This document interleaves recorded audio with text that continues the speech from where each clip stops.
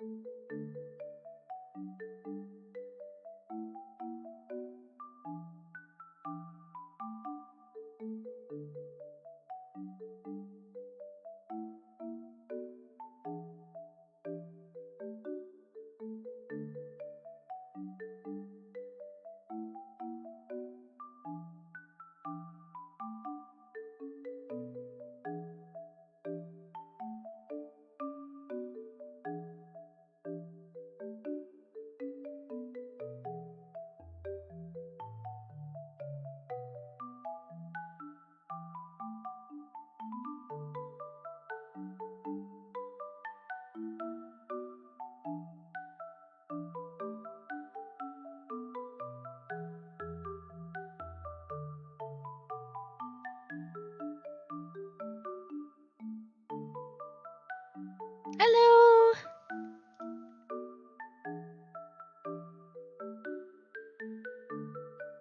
Happy Sunday!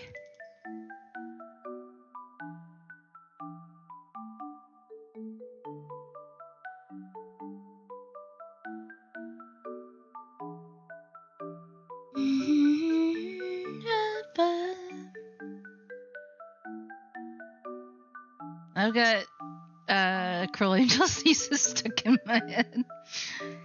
残酷の天使の手で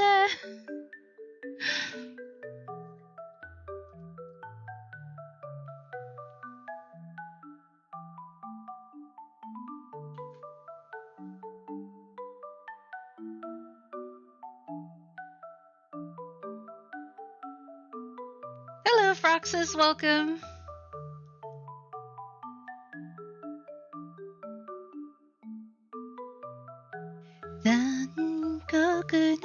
Play magical songs of enchantment. Magical songs of a flute is just what I need to play. A flute is just what I need to play magical. Something to make you fall asleep.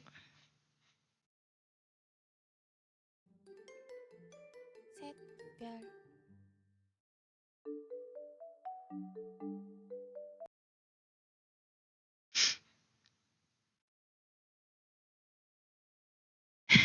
Once there was a wave. In the quiet, misty morning, when the moon has gone to bed, when the sparrows cease their calling, and the sky is bright and red, when summer ceased its gleaming, and the corn is past its prime, when the winter is lost all meaning, I'll ye homeward bound in time. Take me not to the pasture, bind me not to the plow, set me free to find my calling. I'll return to you somehow.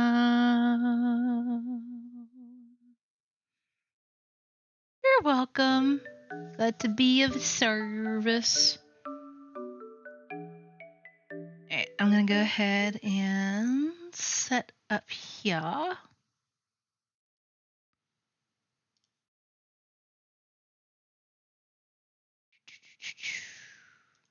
It's been a hot minute since we last got to play Shadows over Loathing.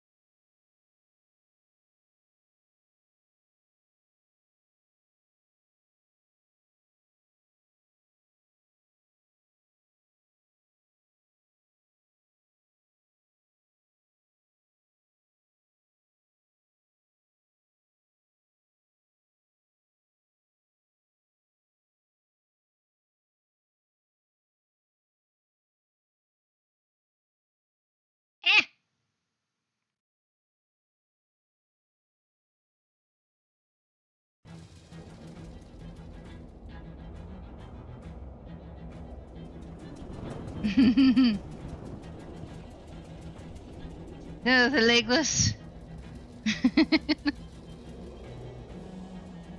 We're not married yet, babe. I'm your fiancé.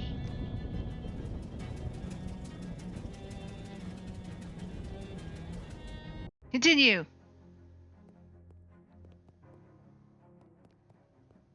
I honestly don't remember. It's a shelf of the guy, or it's the shelf that guy came out from behind of, or rather the shelf out of which from behind of which camest that guy. Not yet, but soon. Yes, indeed. Hello. Switch out the 5th urn yet? Okay. Well, now I know what I need to do.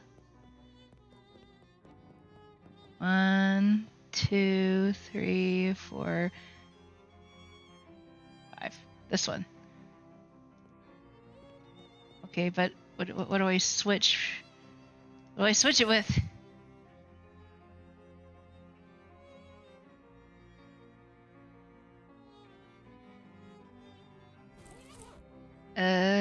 Character sheet, inventory, to-do list.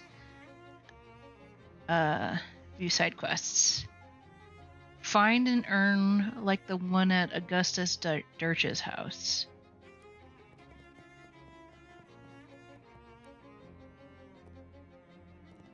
So...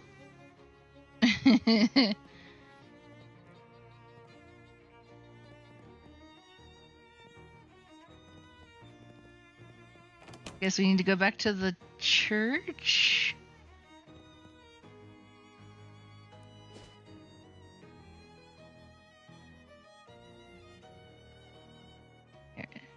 St. Polycarp's. You find your path unexpectedly blocked by a huge pile of junk. A broken down car, a busted lamppost, a couch with the springs poking out of it, and a wide variety of other assorted trash. Hey, babe. Love you. Sleep tight.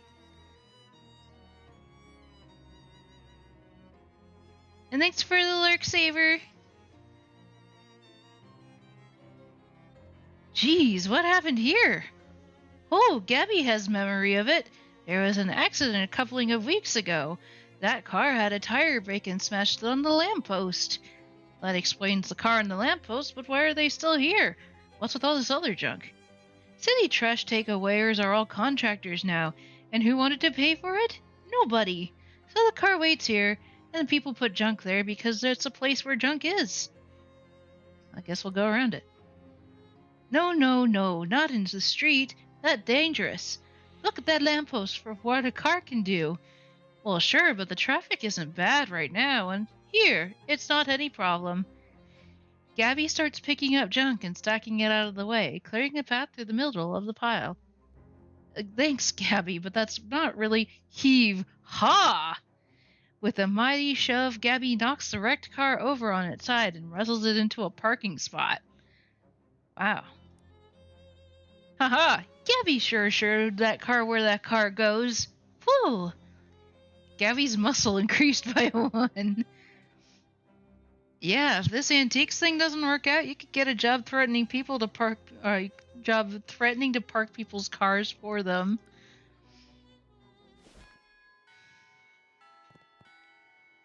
Gabby grins and gives you a thumbs up.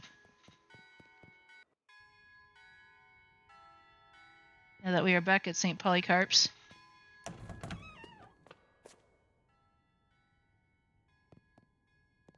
Spare urn? Oh, did I actually grab it?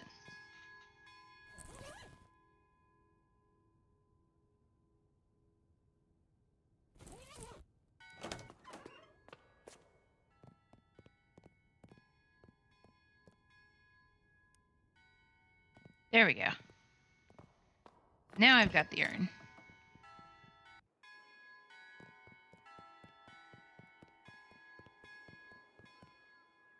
Get away from these bells. Indeed. Gabby takes a piece of candy out of her purse and tosses it in her mouth, then holds the purse out to you. Want one? Sure, thanks. Huh. Your purse is just entirely filled with saltwater taffy? Yes, it's Gabby's favorite. You got root beer taffy. I guess I did hear somewhere that goblins process sugar really effectively and don't need as many vitamins as humans. Haha, jealous? A little bit, yeah. It's like, I wish I was like that. Replace the urn. You got the urn of cremains. Switch out the urn yet? Yes, I did. Great, so we're square then? Everything's Jake? Sure, no problem.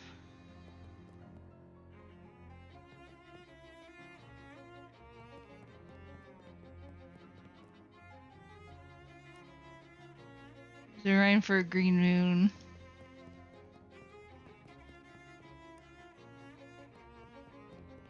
I don't know what the point of that one was, but okay.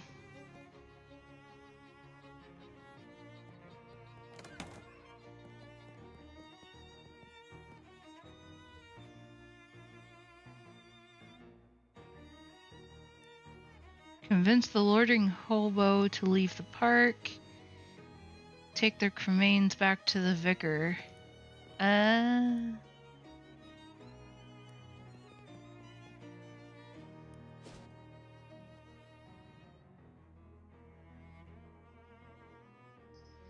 You stop dead in your tracks when you see 3 of those weird fishmen lurking in the mouth of an alley up ahead. They're peering around with their glistening, staring eyes and glurbling at each other quietly, until one of them notices you. It and its 2 companions start stalking toward you, making wet growling sounds. Ah, geez, what even are you guys? Glurb? Well, are you evil invaders? Are you natives that were displaced by urban development seeking to reclaim what's rightfully yours? The fishmen confer briefly. Evil? Oh, okay, thanks. As long as we're on the same page. Soda in the hall! The dubious cola orange grenade. You shake the dubious soda until the ball starts to rattle, then pop the tab and hurl it at the fishmen. It explodes in a spray of sweet carbonated water, which they like, and the glittering aluminum shrapnel, which they don't. The confluence of the 2 conflicting emotions confuses them. Plenty enough for you to make your escape. Nice.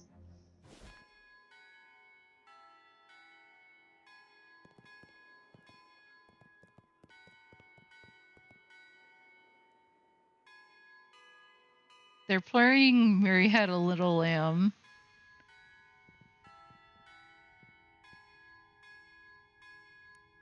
Oh, it's you! Have you found the missing acids yet? I did, here you go.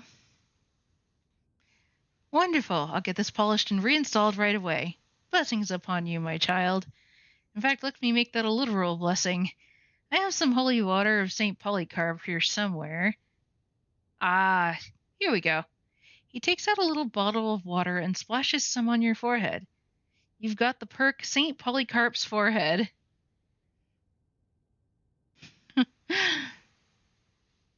Why does that name sound familiar? Yep, +1 mark. Your forehead has been anointed with the blessing of St. Polycarp, the patron saint of bodybuilders. Thanks! Hey, whose ashes are in that urn anyway? Unfortunately, we don't know his name, but he was a sailor who washed ashore near here after a shipwreck.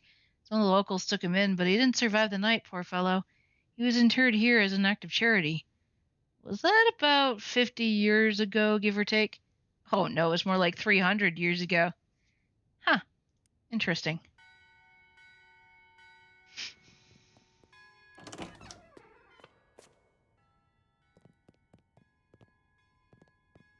There's a patch of tomb moss growing on the wall. Very old manhole cover. Fancy pedestal with an urn on it. Ahoy there! Everything shipshape? Need any smokes? I guess I shouldn't mess around.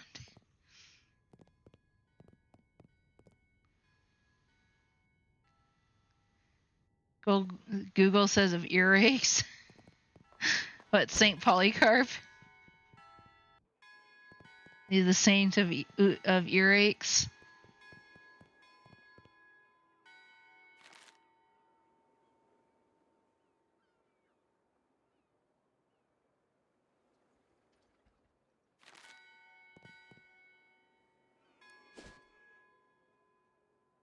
Miss Brewster's or the boardwalk.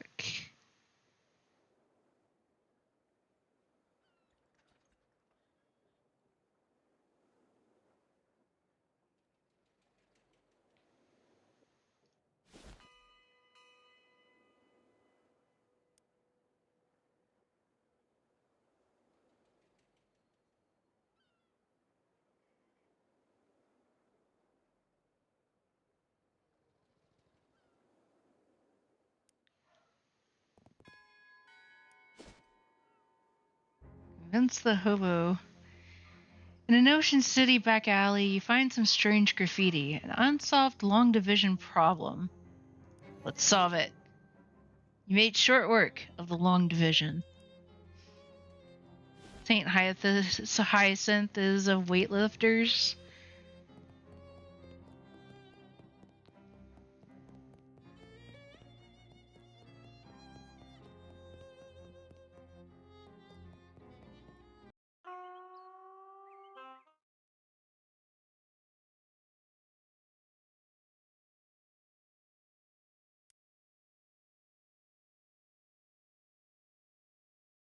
Yeah, I need you to leave the park. Yeah, sorry, but the caretaker says you gotta go. There's a city ordinance against busking here, he says. Huh. Funny how it only starts getting enforced after I stop giving that bozo a cut. Of course, you and I both know only the police actually run me off out of here, and you ain't no flatfoot. This is true. Did you leave I could make it worth your while? Hi, Macaroni King! It's totally a rabbit hole Reform needs to go down. Oh, patron saint of earaches and dysentery. Why does there need to be a patron saint of either of those things?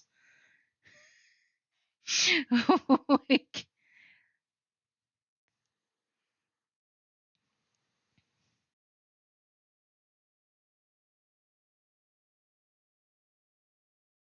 could make it worth your while? Ah, shucks, friends. I suppose I owe you a favor anyhow, so don't worry about it. I can find somewhere else to honk this horn. Great. Thanks. At least he was nice about it. Ask a cat liquor or an Eastern Ortho. What's a cat liquor? Are you talking about the Catholics? Is that what you call them?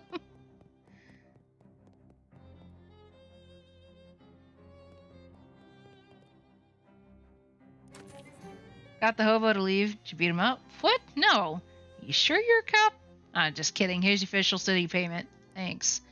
Anything else you need done? Well, that depends. What kind of contractor are you? Yes, the cat linkers. Don't tell Stella that.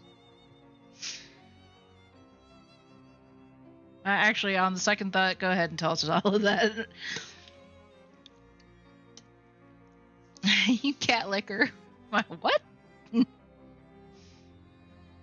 I'm a landscaper. Oh, perfect. Our carnivorous plant exhibition in the botanical gardens has gotten out of control. When you say out of control, as in, this is less a job for pruning shears and more for a baseball bat with nails in it. Well, I'll get right on that.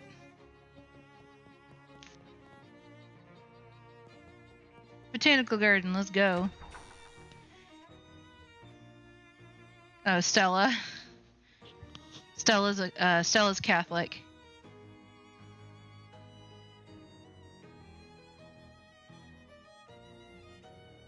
Enter the botanical garden to find it overrun by dangerous-looking weeds. Oh, yeah, those guys don't look particularly friendly, do they? Drink plants while looking at plants. Nervous-looking teen mans the tea counter. Hearty wheat tea. Triple mint tea. Weak mushroom tea. I'm not surprised that that the mushroom tea heightens your mysticality. The control system for the botanical garden's extremely complicated watering system. Northern beer barrel cactus. Note, beer removed due to prohibition. Northern palm tree, do not punch. Don't tell me what to do. Ouch.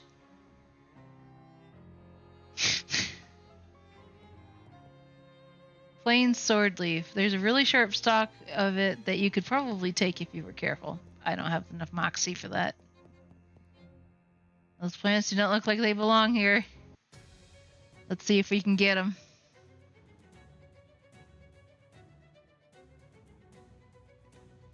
I have the spork. A haunting quack. Rock.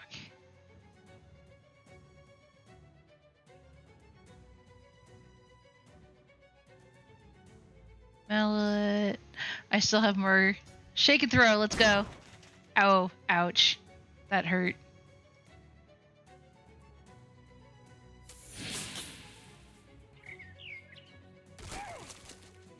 Gabby!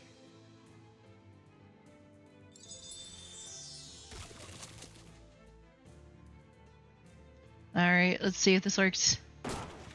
Why?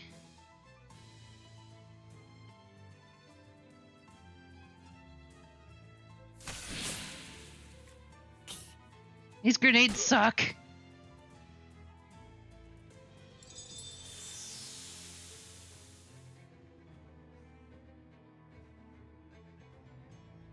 The Rufus for 5. Stores an action point.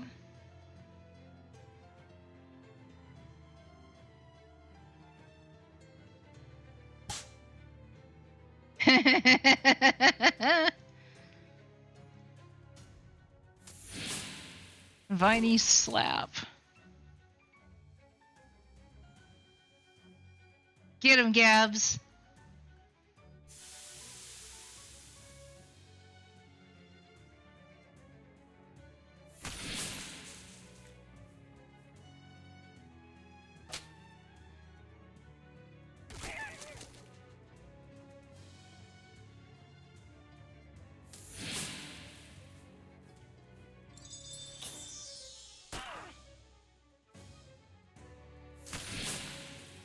Yay! You've successfully weeded the botanical garden. Wetlands Nasty Bramble, donated by a patron with no regard for the safety of the staff. The Joshua Tree, named for its discoverer David E. Tree.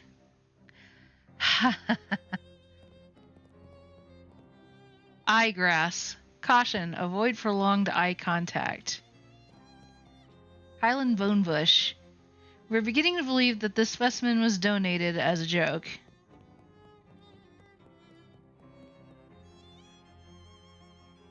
Are there streets with no name? Possibly. An extremely relaxed teen mans the tea counter.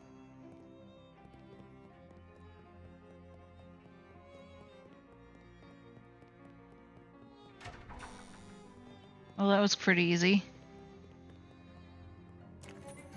Dealt with your botanical uprising. Well, good. Here's your official city payment.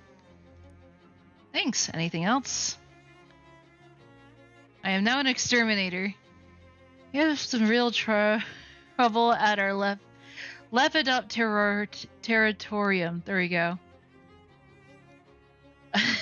Lepidoptera is the scientific name for butterflies. Your butterfly zoo. A bunch of horrible monsters got in, and I'm afraid they're going to hurt the butterflies. Some of them are rare and expensive. You describe these monsters? Nope. I very deliberately did not get a close look at them. Sounds awful, but alright. To the butterfly zoo.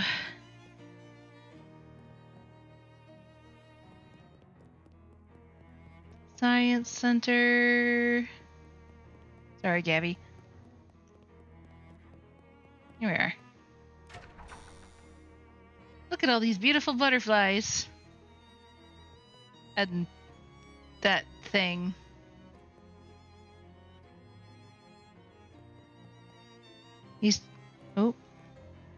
These two giant crickets seem to be having a silent conversation. This must be where the butterflies sleep and dream that they are Shangzhou. I'm not sure. I'm sure that there is some kind of joke there, but I'm not. Is it still a bird bath if it's for butterflies? I can fish in it. What do we got?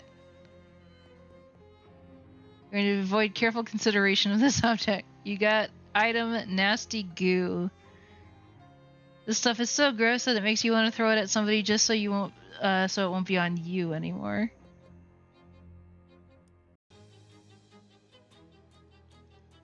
I'll sling the goo. Nice! At least these guys seem to be pretty easy to deal with.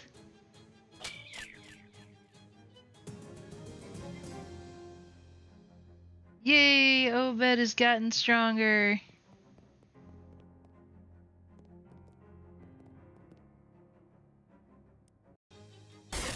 Oh, ouch. Lachlan Mallet Ball.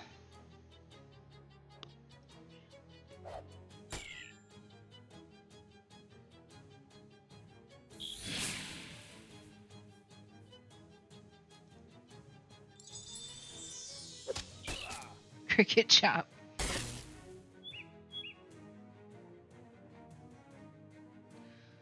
How bad is it gonna be? Oh, finally.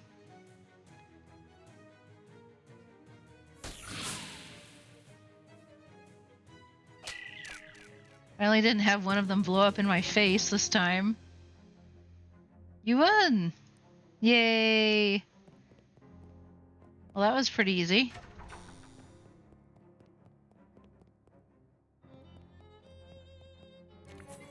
Got rid of your monsters. And the and the lepiduder boopium or whatever. Do you know they were actually I don't want to know what they were, thanks. I'd like to sleep at night. Here's your payment. Thanks. Thanks for all your help with the Goldwaith Park's looking ship shape, thanks to you. Here, take this for your trouble. It's been lost and found for years. If whoever lost it was gonna find it, they'd have found it by now. Got this snake tooth ring. Tooth is just a delivery mechanism. The venom is actually stored in the ring part. When you apply poison, you apply 3 extra. Alright then. I think that was all I had on my side quests. I gotta report back to the Cola Wars dude. Think he's in Plunkett Street.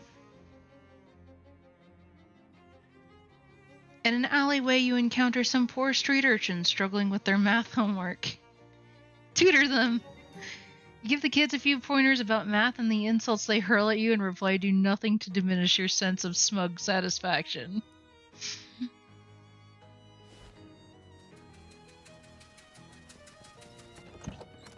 There. How's the grenade project going? I threw all 6 of them, and 4 of them blew up in my face. 4 out of 6 isn't too bad. I think I can still sell them. In exchange for your research, I'll give you a discount from now on. How much of a discount? 200 meat in total savings across all future purchases. Here you go. Seems like a discount, more like a flat reward. I just don't like doing arithmetic.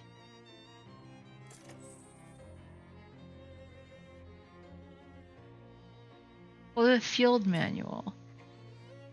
Ooh, Parmesan missile.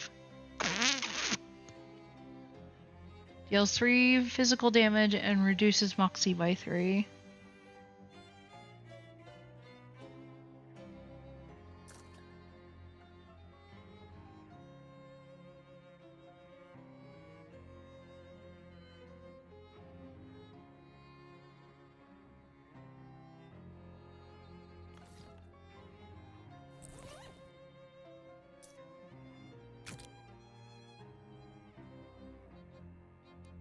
We now have the Parmesan missile. Well, it's been upgraded anyway. Soldiers who wrote these notes were real masochists. If these techniques aren't against the Geneva Conventions, they certainly will be within the year or two. Parmesan missile has been upgraded. You discard the book in disgust.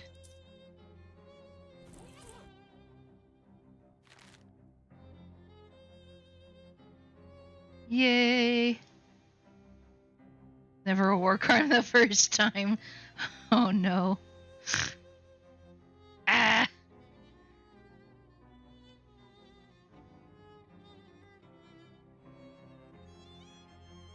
I've now wanted in 16 countries.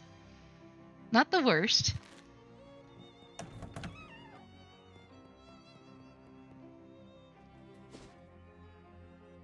Alright, let's see if we can deal with the fridge factory dudes. As you're walking past one of the Ocean City's many disused public urinals, you notice that one has been filled up with ice cubes. As you investigate further, for some reason, you notice that one of them isn't an ice cube at all, but a frozen rock. Collect it as a psychogeologist. You wipe the rock off, examine it, and then pound it into flakes. You now have Frosty Flakes.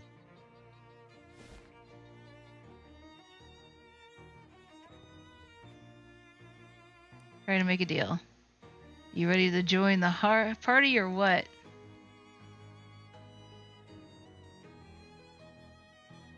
Nancy, quit it or I'm gonna slug you one right in the mush. I've got 500 meat. Welcome to the club. Here's your membership ring. Wow.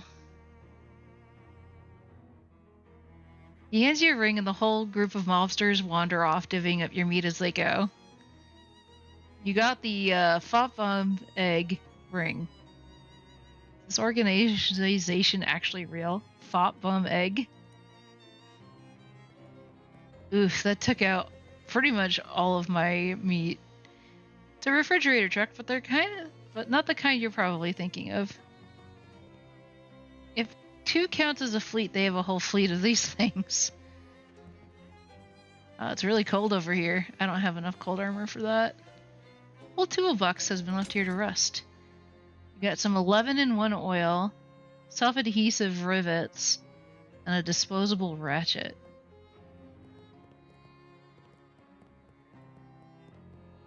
Do I even have anything for cold? I don't have any shoes. Physical armor.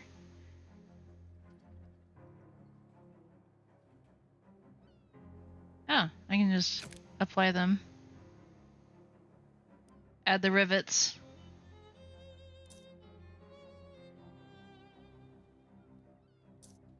Tooth. Gain 3 to 5 extra meat after combat.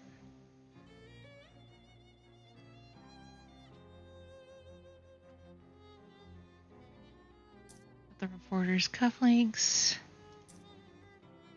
Okay, that's hot armor. The unpleasant hymnal.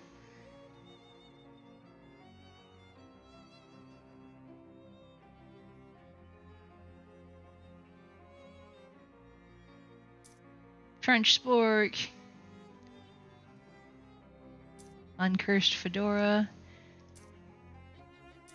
Okay, I don't have any cold armor. Plot armor for the main character syndrome. I'm sure that somewhere, someplace that there's plot armor, but I haven't found it yet. This workbench doesn't seem big enough for refrigerator repairs. Whoa. Yo. The radioactive self. Restore 10 HP and cure poison. A Molotov shot. Sets an enemy on fire for 5. Flesh ball. Do 5 cold damage and reduce muscle by 5. Handmade pet pill. Gain 2 AP.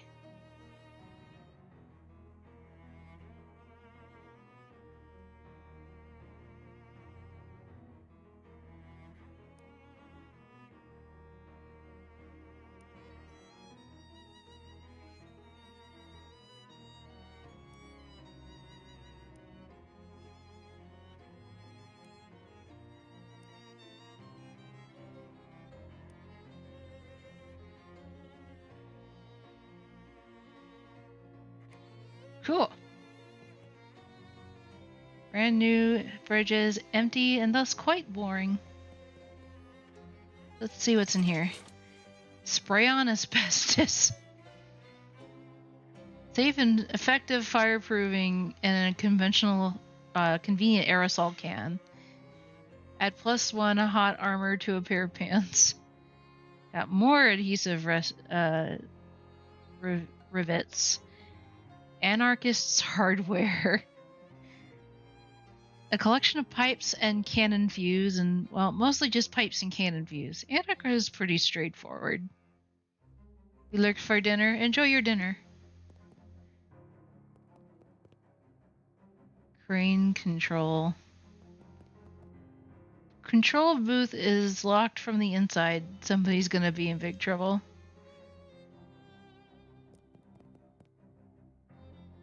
All there, 40 cases, all the gluck. You got the meat? Dark Noel, what are you doing here? Surprise inspection. Oh, interesting. What the heck?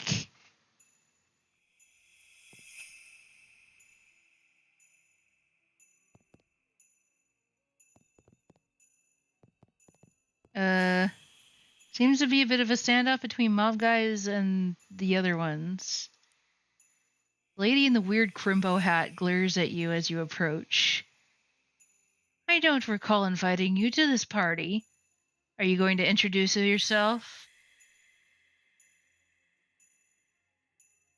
Puddin' tame. None of your business. What's wrong with your hat? Nothing at all. A crimbo hat is appropriate for all seasons. It's all spooky and, like, see stars through it. I'm sure I have no idea what you mean. Oliver, dear, are you busy? Be a dear and kill this guy, would you? Uh-oh. The crimbo lady smiles and leaves the same way she came in a horrible, weird spiral of negative space. The weird shadow monster that was once a person turns to face you.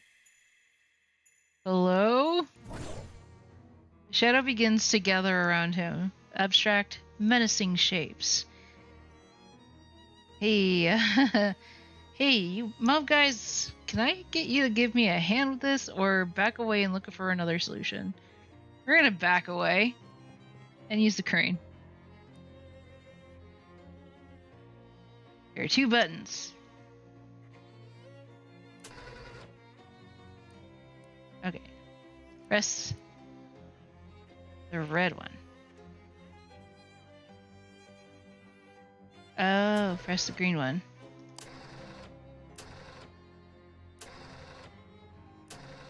Perfect. Now press the red one. Pretty sure the red one opens the jaws of the crane and that gluck guy, that thing, well, he's right underneath it. You definitely want to press it? Oh, but of course! No way I'm taking the heat for this. Let's skedaddle. I feel kind of bad, but at the same time, there's very little left of this poor fellow. It's got a pocket watch clutched in one hand and some business matters clutched in the other. Neither of those hands is attached to an arm anymore. You got the dangerous pocket watch, a bank pouch full of meat, the deed to the speakeasy. You take a quick look at the deed. This must have been Oliver Gluck, the owner of the speakeasy. Oh no. I just killed the owner of the speakeasy. A legal document regarding an illegal establishment. Great. Any cash payment that's too small for a briefcase must be contained in a leather zipper pouch. It's the law.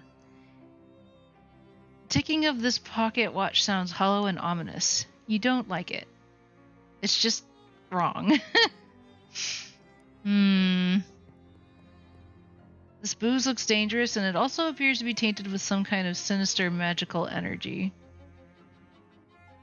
Experimental, not for lunches. The fridge has been fitted with an experimental automatic ice cube maker.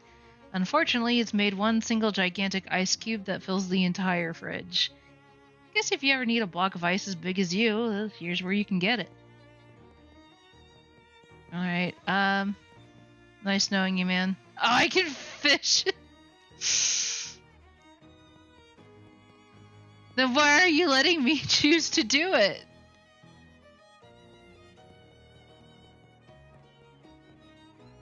You don't have the building, you don't have to leave the building to open your map, by the way.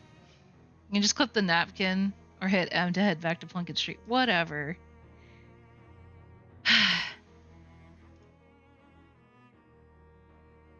You're walking down one of Ocean City's residential streets. On the way to where you're going, you hear eerie music coming from the upstairs window of a nearby house.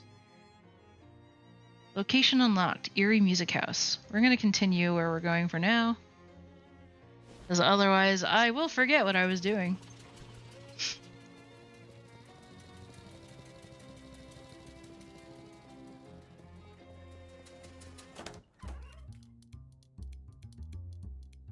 Talk to Fancy Dan. Sort of. Oliver is gone. The handoff went extremely badly. Yeah, that too. You go over the events at the fridge factory, and Fancy Dan makes a variety of faces at various points in your story because Fancy Dan is a good listener. Oliver was carrying this with him. Dan skims the deed. It says here that the ownership of the speakeasy is automatically transferred to whoever has physical possession of this deed. Is that legal? None of this is legal. Oh yeah. Guess you're my new boss, baby. Let's have a drink to mourn the old boss and another one to celebrate the new one. Too soon, Dan. Good idea. Guess we ought to change the name since, well, Oliver's Place is no longer Oliver's Place. Was that right? You got any ideas? Well, you could go traditional and just call it Rufus's Place, or something hip like the Purple Door. Or something incisive and avant-garde like, I don't know, Noblesse Oblige.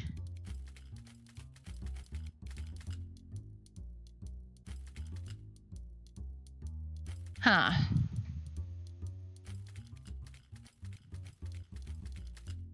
I kind of like the Purple Door.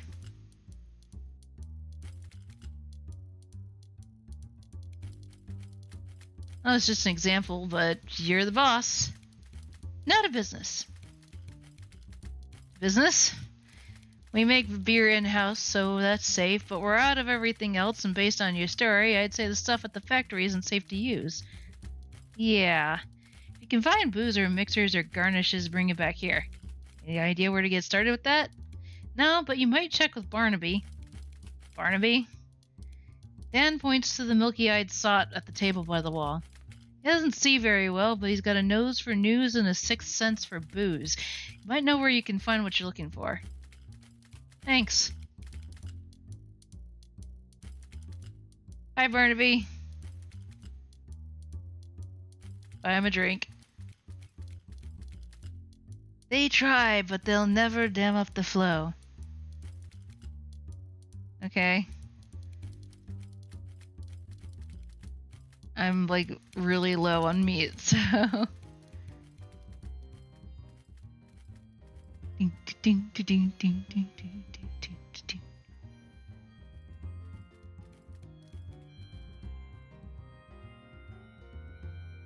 Gotta admit, the music in here is pretty nice.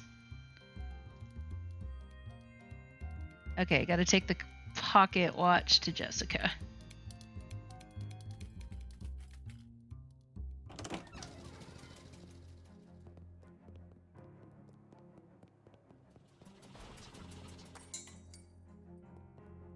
Jessica, I found this watch. It was complicated.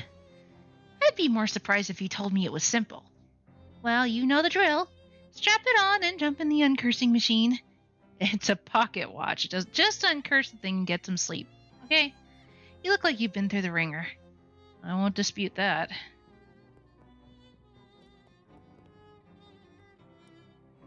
You sit in the chair, which is surprisingly comfortable, and put the weird metal dome thing over your head. What would you like to uncurse today? The machine snorts the pocket watch up in its dome and begins its strange and loud work. The pocket watch is pulled this way and that. It ticks, becomes kicks, and it talks. And and its three hands are forcibly bent back. You swear you hear screams. And then it's done. The watch falls into your lap. Now set to 15, 45, 16. You now have the uncursed pocket watch. In your mind's eye, you see the hands of a pocket watch spin back on themselves with jittery violence. With each revolution, the face of the watch itself expands until it is larger than you, and the building, and the street.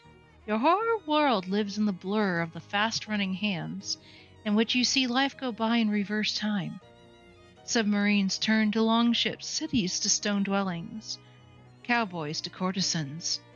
You are traveling faster and faster to the beginning of time itself, and there is no telling when this ride will end. I am now a dinosaur. Look at me!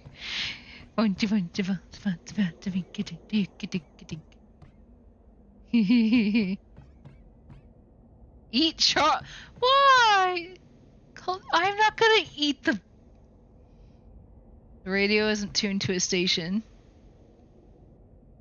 Case remains unresolved. The door is to nowhere. Those two salad forks? No, you lack the opposable thumbs necessary to turn a doorknob. You're completely contained in here unless you want to figure out how to open doors. Well, anything about dexterity, I'm a dinosaur. Break the door down, I'm a dinosaur. You slap your prehistoric tummy against the wood, but it doesn't make a dent. Maybe that's why dinosaurs went extinct. Couldn't open doors. Rawr.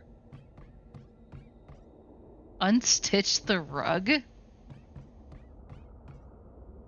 Jessica looks pretty busy.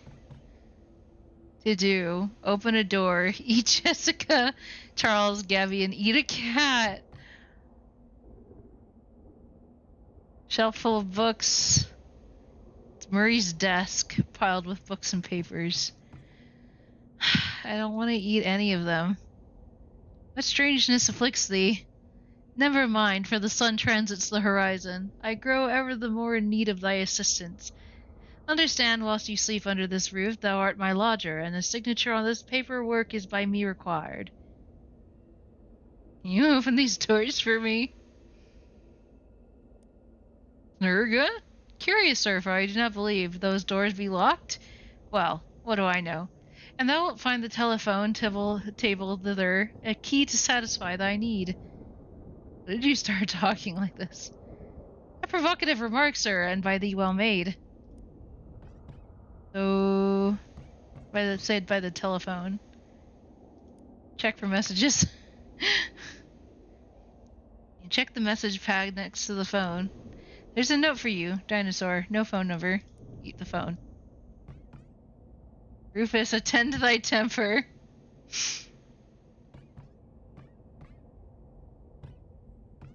Eat Charles. Easy does it, baby. We're all hungry. Please help, I am a dinosaur. Yeah, baby, yeah. You open the door for me? Huh? What's that, Greta Garbled? It says eat, but... Oh, I'm sorry, Calliope. Radio isn't tuned to a station. Eat the chessboard. Chomp. Knock the chair over. I gained some dexterity. Yay. Flip the table.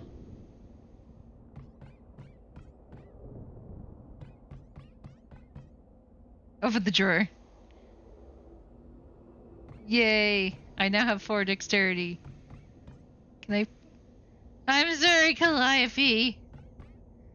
Read books. I don't have enough dexterity for that. Eat Gabby. Whoa there, Hoss. What's got all your horns and rattles? Been dipping in those nose paint again? What? Hi, Gabby. I'm a dinosaur. Whoop-ah, pee-pee. I'm the quickest draw in the West. Sure enough. Gabby doesn't talk like that. Sure, partner. Sure is. You open the door for me? Oh, I don't know. Never had a head for puzzles, Rufus. It's got me right crunkified.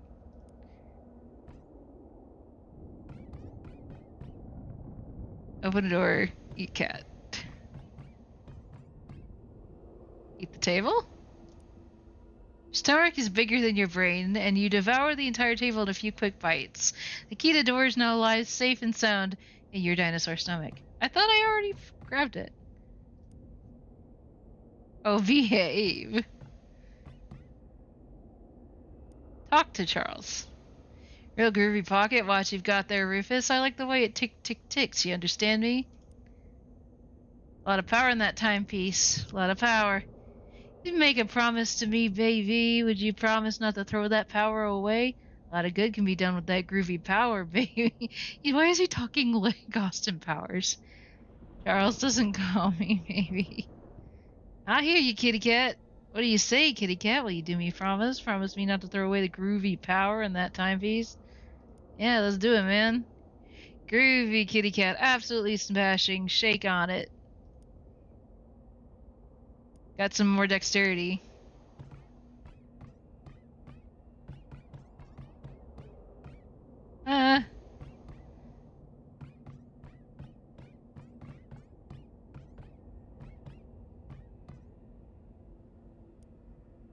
List thou tarry, good sir, the absence of thy John Hancock on my paperwork grows ever more urgent. Thy signature, if it pleases thee. I can't do it yet.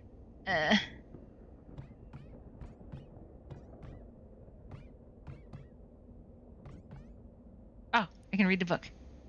You can't relate to most of the books they have here, but there's one travelogue by a Diplodocus that proves moderately diverting. Read a paper. Peruse the newspapers cause making only minor holes in the pages. Howdy, Rufus. What you chewing on? Stuff for me, same as always.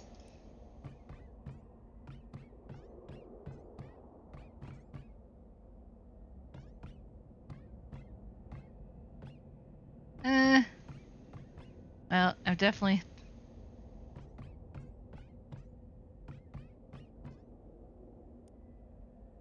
I still can't.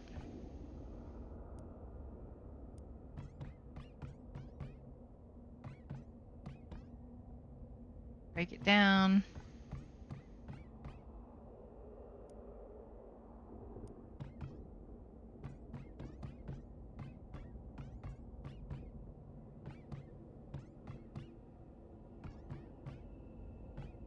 How do I...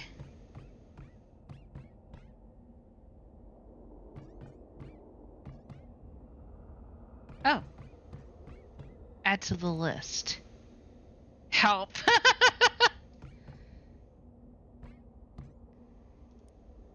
Okay, now I can sign my name. I'm much obliged, Rufus, and I hope from now thy sleep is all the more sweet for its legal correctitude.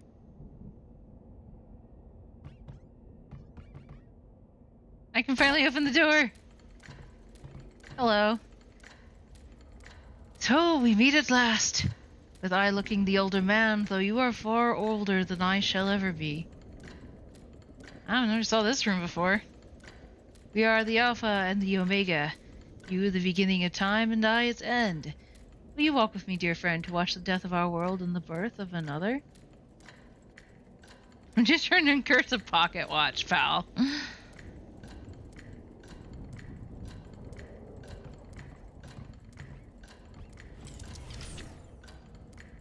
Whoa. The hands of the uncursed pocket watch beat on. Boats with the current borne correctly into the future. You pull the pocket watch out and look at it. It's gained some luster. Upgrade. The curse is lifted, time is in its rightful home, and you no longer have a tail. Yeah, baby. Excuse me?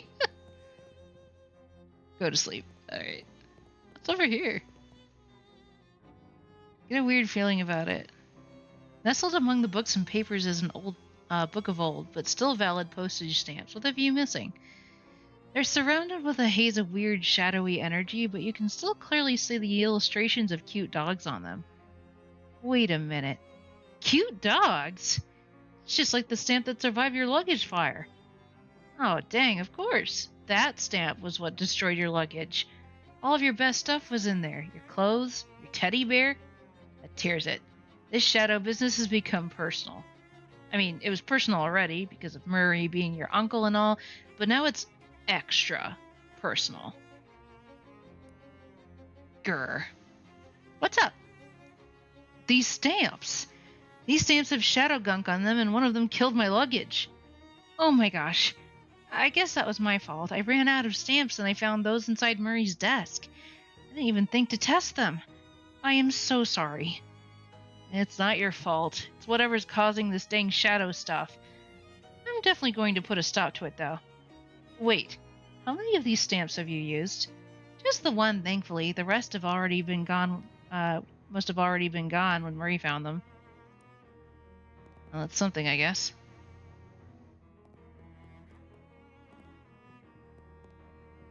Hi, Calliope. Oh, good kitty.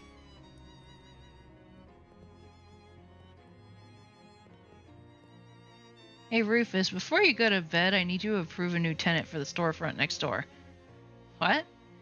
Why is that up to me? Charles shrugs.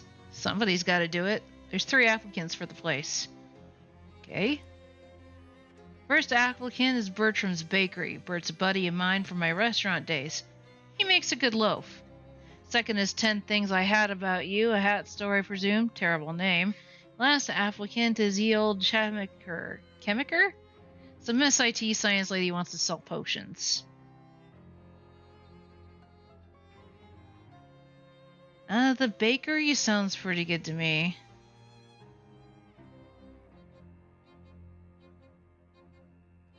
I'm gonna go with the bakery. Alright, get them moved in and get the next storefront ready for applicants.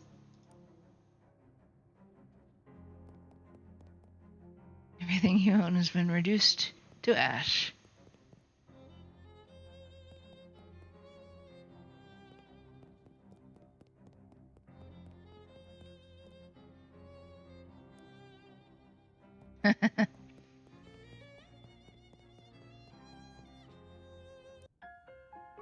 Time for bed.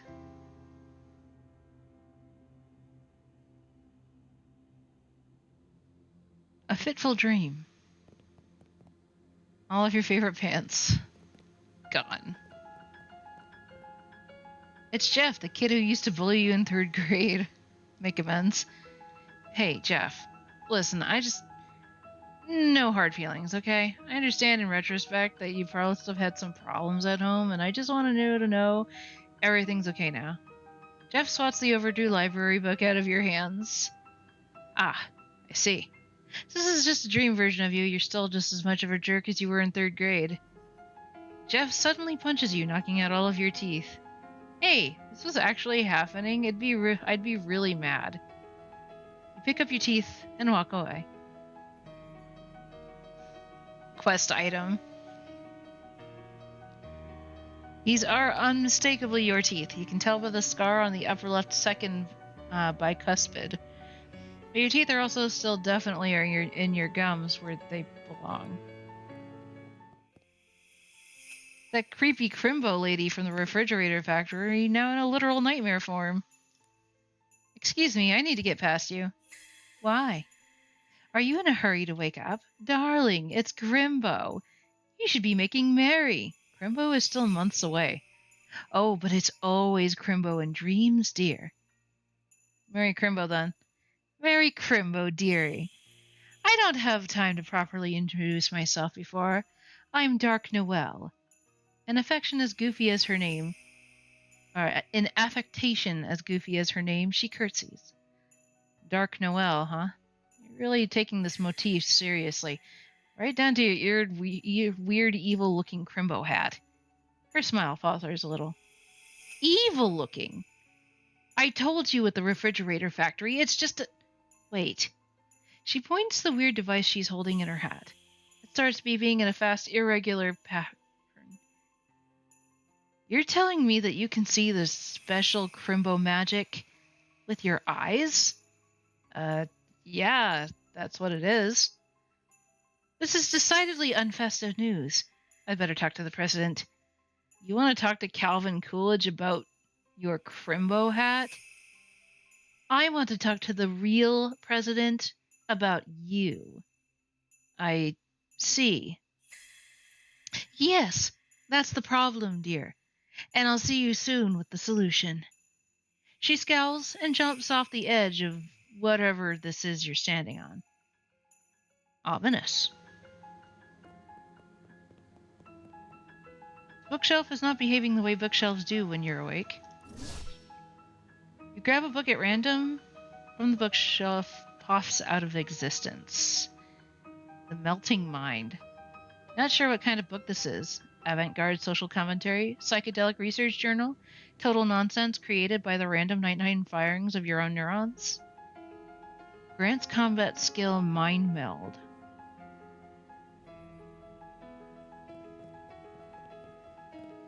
Ooh, can I read it now? Oh, okay.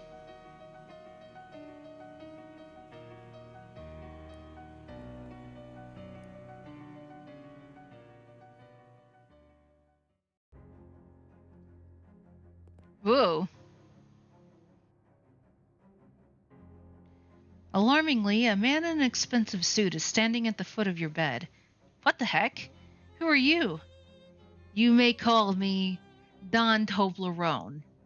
I represent a certain organization of, shall we say, like-minded criminals. Organized criminals? Like the mob? Wait, you're the Don of the local mob? The mob boss? In my room, personally? No, I'm not the Don. It's merely my nomenclature. It's an abbreviation for Donald. Oh. Well, that's confusing. It's been a matter of some confusion, yes. I do have a sobriquet, but I don't care for it very much. Donny Thesaurus. I'm gonna hazard a guess that they call you that because you like long words. It's very astute of you. Of course, this institution comes as no surprise to me. My associators tell me you handled yourself well during the conflagration at the refrigerator manufactorium. You actually own a thesaurus. I handle myself well all the time. And?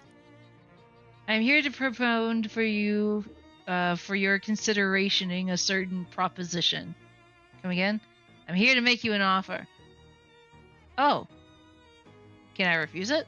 Well, certainly, though your refusation would be, shall we say, unadvisory. I can't. There's so much here. What's the offer?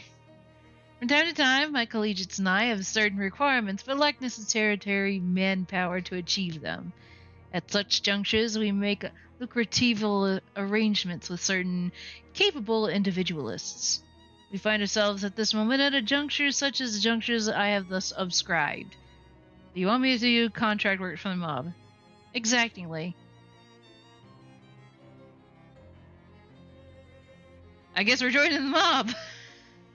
Okay, sure, why not? An excellent decision, if I might articulate such. So what happens now? Just sit tight, as they say. We will call upon you, telephonically. He gives you a curt nod, leaves the room through the window. Takes him 3 or 4 tries to work the latch. Alright then.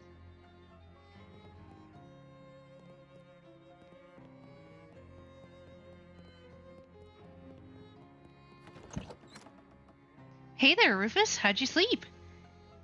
Fine, till a mob guy crawled in through my bedroom window. Oh yeah, that window is pretty lousy. Anyway, the next antique I need you to find is a compass. The directions kind, not the circles kind. The Detectatron says it's out near Lake Crystal Dream. I don't know how idea where that is, but I bet it's too far to walk. Do you have a car I can borrow? No, but I have something even better than that. 2 cars? A bus pass. The stop out front is your gateway to a whole wide world of adventure. Where do I say? Great. Where do I go when I get there? Unfortunately, I couldn't get a more specific reading than near the lake. Something about the place is making the instruments grow all screwy. Here, take this map. This is a postcard. It has a map of the lake on it. It has a picture of the lake on it. Yeah, that's what a map is. A picture of a place. Guess I can't argue with that logic. I disagree. I have Calliope's boon. Yay. Thank you, Calliope. Note for you to call Don T with a phone number. Salutations. Whom is telephoning, might I inquire? Hi, Don. It's me, Rufus. Ah, you recipiented my missive. Commendable. Yeah, what's up? There is an assignment of which I require your information. An assignment? Well, were I the comedic sort, I might refer to it as an undertaking. Ha ha. Want me to kill someone? I'm glad you weren't the comedic sort. There's an antiquated distillery near Crystal Dream Lake. Grandpa Joe's distillery, to be precocious. Don't you mean to be precise? It was abandoned when Prohibition began, albeit with its liquor manufacturing equipment intact. A group of contrapositive to our own has claimed it as their territory. We wish these bloodsuckers to be evicted with extreme prejudice. I'm guessing vampires? Or it could be leeches. Want me to give them bum's rush to a bunch of rival mob goons? There's no underground criminal organization that rivals our own in this vicinity. When I say bloodsuckers, it is to my intentioning that you will observe that phraseology on a high degree of literalness. The group to which I referenced are Nosferatu. What? Nosferatu, Langsur, Stringoi, Draculas, vampires. Okay, I get it. You're telling me that these are actually that there are actual vampires in this part of the world? Affirmative. They haven't been a pain in our necks for quite an extensive period of time. Oh, I have appeared to have inadvertently voiced another witticism. I didn't notice. Alright, I'll take care of your vampires. I guess there isn't much weirder than the fishmen. Where's this distillery? Don Toblerone gives you directions to the place. Eventually. Additional to that, you will be requisitioning the combination for the walk. Let me guess. Is it 1, 2, 3, 4? Certainly not. Kindly allow us the credit of a modicum of operational securitizing. We selected the most unassailable combination possible. 9999. Alright. Bye. Oh, I didn't mean to go there. Uh-huh.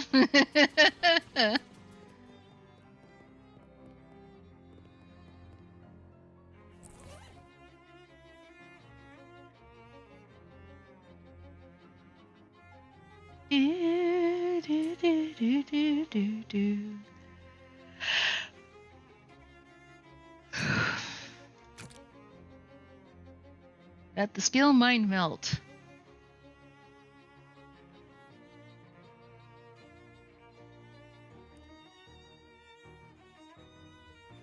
I'll have to reread it at another time. There's a large number of ways to break a 4-digit combo very quickly without wasting time going from 0.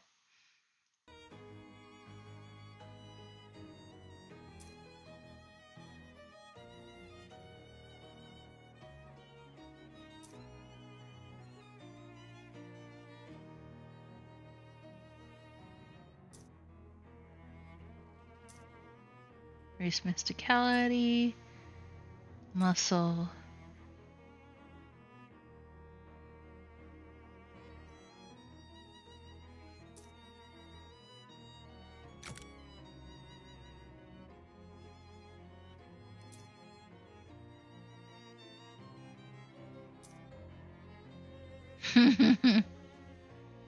Root beer taffy. Increases magical weapon attacks by 1. Ew. Nasty old coffee. Diner coffee.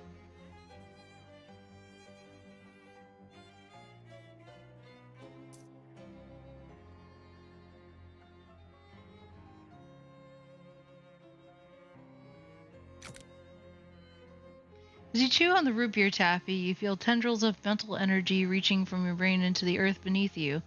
You try to ignore all of the grubs and old trash and focus more on the mystical interconnectedness of it all.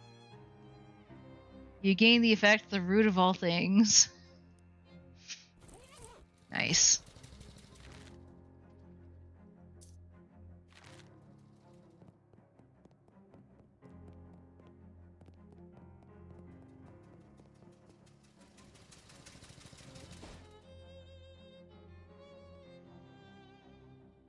Well, it looks like there's several different places that we can check out. Let's try Miss Brewster's coffee good. A good night time. You're feeling it right now? Speaking of coffee, I might take a break in a minute to make some decaf for myself.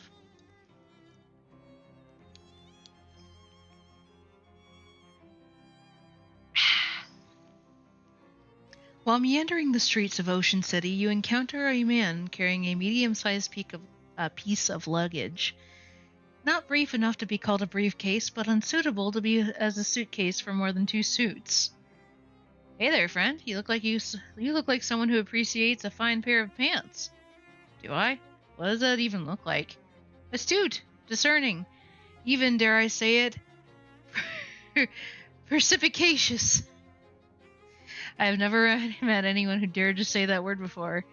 Listen, I've got a pair of pants here that are gonna knock your socks off. Oh, what? He opens the case and pulls out a pair of slacks that are oddly stiff and shiny. Feast your eyes on these babies. I got Grandma has. Oh. She's like, hi, Grandma. Uh-huh. She's like, Phoebe. It's not even 4:30. As if I didn't feed her this morning. We're dehydrating as we speak. Turning into nothing but fluff. Yes. She's licking her chops. Yum, yum, yum. Okay.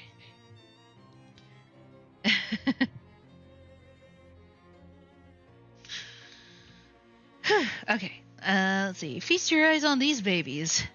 What's up with them? They're waxed, guaranteed grease-proof, and they're yours for only 20 meat. Well, unfortunately, I don't have 20 meat, so passing up the chance of a lifetime, but alright, maybe next time then. I don't have the money for it, man.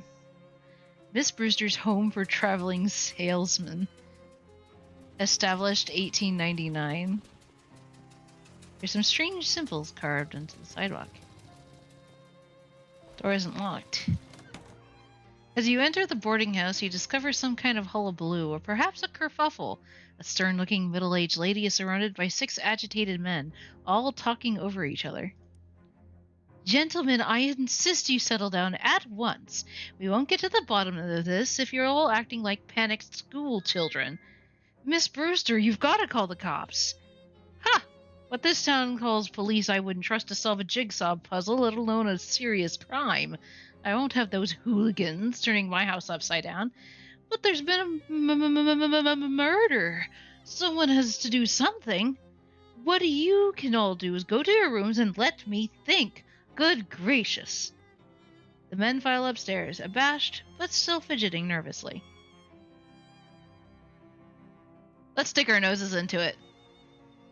Excuse me? Miss Brewster sighs, exasperated. I'm sorry, I don't have any vacancies. Or, well, I suppose I do, but I can't let you have the room until this whole mess has been sorted out. One of those men said something about a murder? Yes, it's absolutely ghastly. One of my lodgers was murdered in the night and nobody heard or saw anything. I'm practically at my wit's end. Let's offer to help. Maybe I can help? My name's Rufus Baker. I'm kind of an independent investigator sort of thing. Oh, like the Belgian fellow in my mystery novels? What? Sure. Well, that's just marvelous. If you can solve this mystery, I can pay you quite reasonably. Okay. Thank goodness. You tell me about the victim? He was a traveling salesman. All my lodgers are traveling salesmen. What did he sell? Oh, they come and go so frequently, I'm afraid I haven't the foggiest idea. Well, how did he die? I'm not sure. The body is missing. Look, you'd better just go and have a look at yourself. He was in 3C. I locked the door so that no one would mess around in there. All right. Let's go.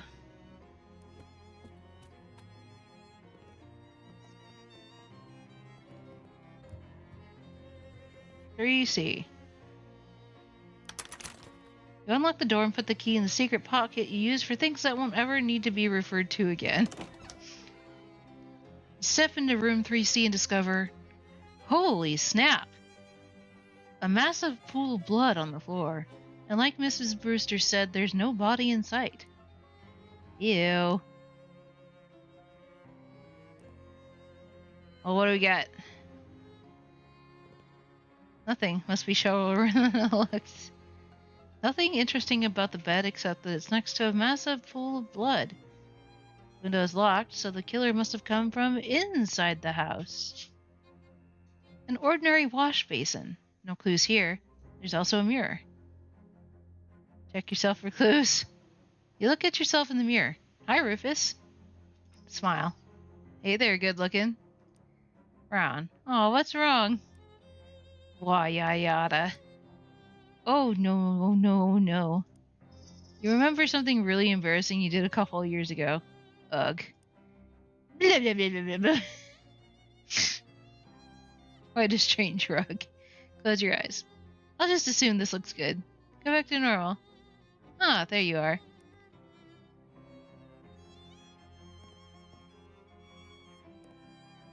Find what was in the wash basin. Won't be needing this anymore. Got a handful of clean water.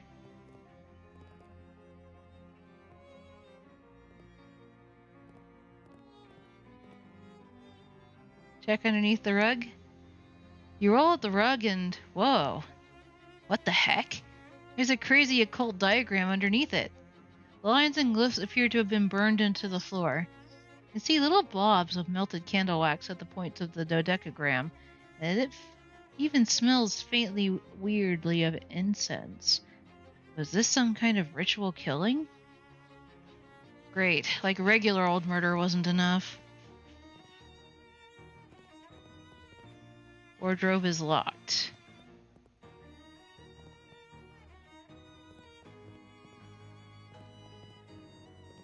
Okay.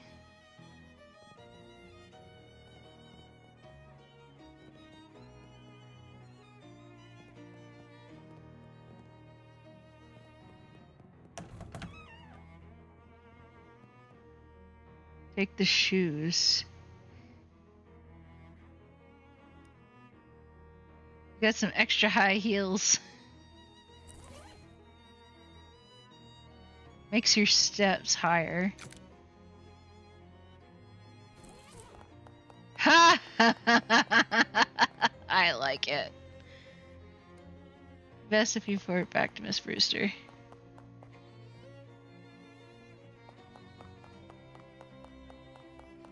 Wee.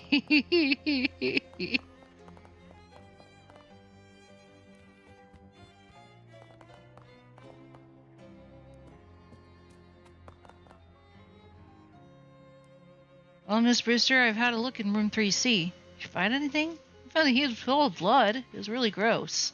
Did you find anything else? Well, yeah, actually. An occult ritual circle.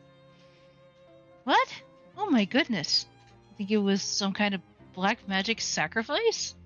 Well, I'm afraid it looks that way, yes, ma'am. Well, I've always felt a lodger's religion was of no business of mine, but I won't stand for this one bit. Are any of your lodgers involved with the occult, you know? Well, I do recall that one of them specializes in selling occult supplies and paraphernalia, but I'm afraid I don't remember which one. You'll have to ask around. Okay.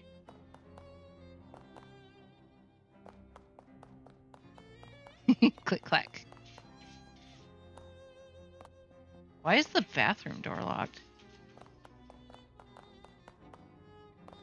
Potted power saw nothing.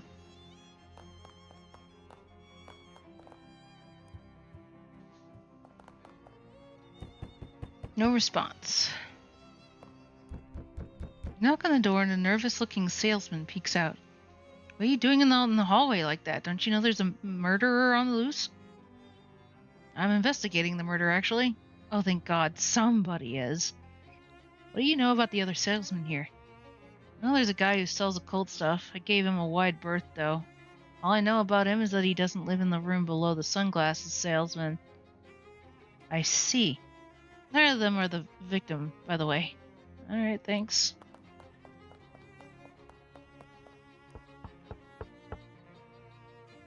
Yeah? Oh, hey, I know you. Oh, yeah, you're the guy selling pants from before, right? That's me. What's up? Want to buy some pants? Oh, no, I'm investigating a murder. Ah, yes, real grisly business. Do you know the other salesmen who live here?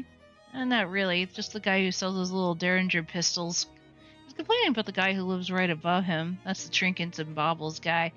He keeps making a racket, dropping his stuff on the floor at night. Probably doesn't help you much, though. Well, it's something, so thanks. Who's there? I'm not opening the door with a killer on the loose. I'm investigating the murder. Do you have any information that would help? There's a salesman who specializes in occult stuff. Seems pretty suspicious to me. Which room is he in? I'm not sure, but it isn't the one above me. He does live at the same end of the hall as the victim either. I'm guessing he lives above the pants dude? 3B? Hello? Who are you? I'm investigating the murder. Can you tell me about the people who live here? Well, I pretty much keep to myself. All I know about the other salesman is the one who sells jokes and gags isn't the one who lives next to the one who lives above the one who sells brushes. What? Nothing. Thanks. Knock on the door. Yeah? Something I can... Oh, hey, we meet again. Oh yeah, you're the sunglasses guy. That's me, baby. What can I do for you? Well, I'm investigating the murder. Oh, no kidding. Yeah, I was hoping you could give me some information about the people who live here. I don't really know any of these guys. There's a fellow that sells jokes and gags somewhere on this floor, I think. There's this guy that sells pants, but all I can tell you about him is that he isn't the guy below me. Sorry.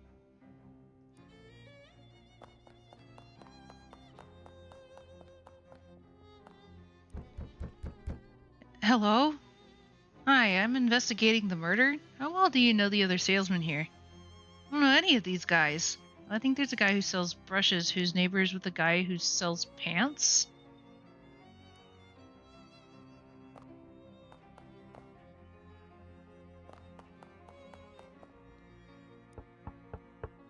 Actually, I wanted to hear what you said again. The salesman who sells jokes and gags isn't the one who lives next to the one who lives above the one who sells brushes. That's so...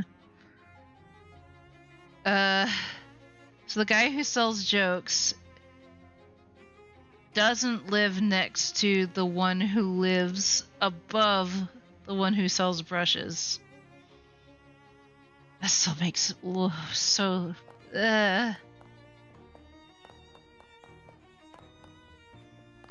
so much confusion.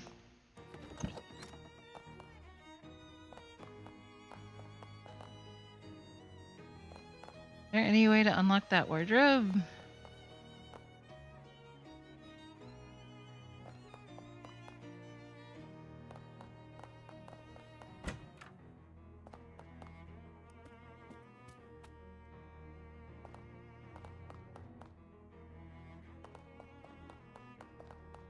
But we know that this is where the pants dude lives.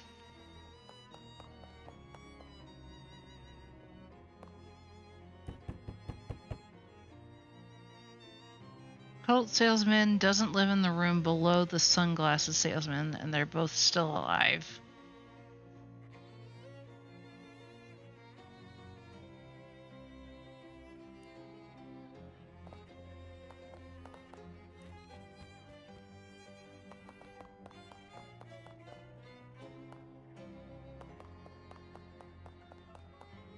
Are there any other...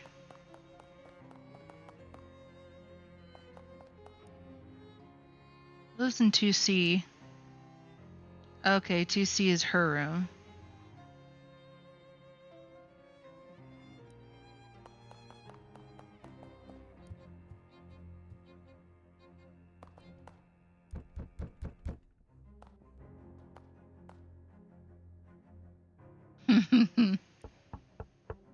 Don't kill me!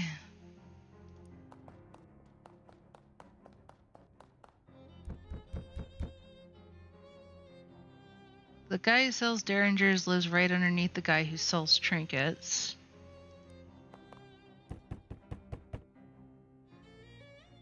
Guy who sells the cold stuff doesn't live above this person. He doesn't live at the same end of the hall as the victim. So, I mean, technically, I would think it would be 3B, wouldn't it?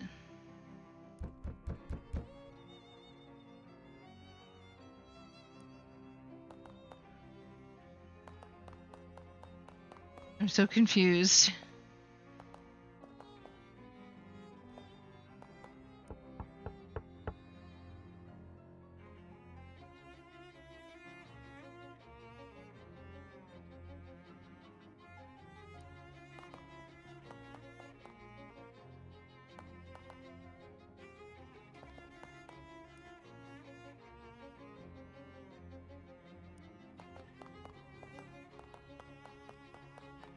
Because there's no other place to go.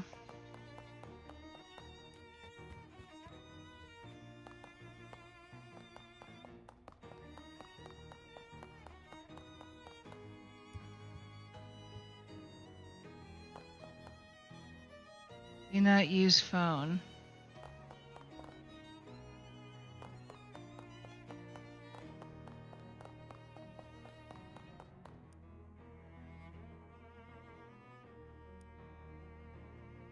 If we confront him with it, he'll either confess or give us some useful information. Are you certain which one he is? I won't have you accusing the wrong fellow.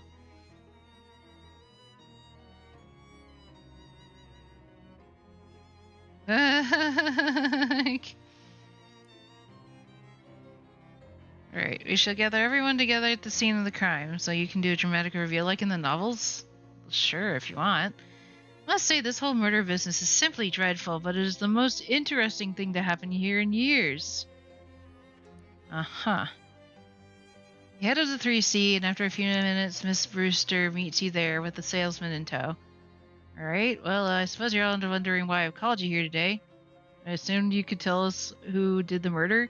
That was my guess, too. Right, yeah. As you can see this weird circle on the floor, this killing probably had occult significance. Therefore, it is the most likely candidate is the occult good salesman, who is... I think it was the guy in 3B?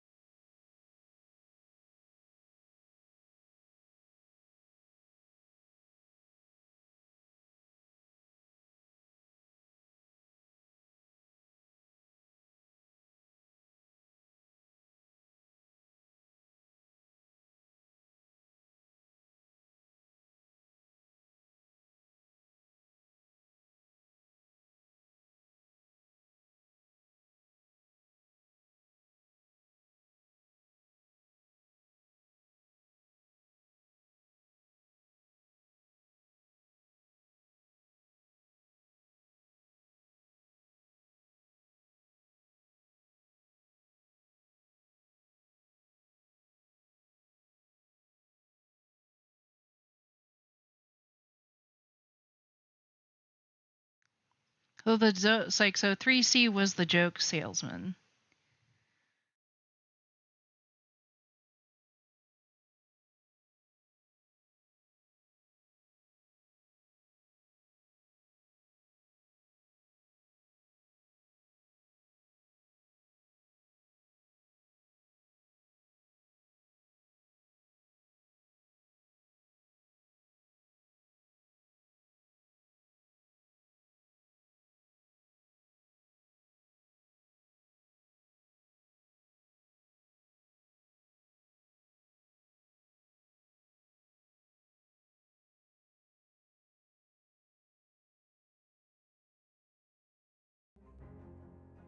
All right, I'm gonna I'm gonna say it's 3B.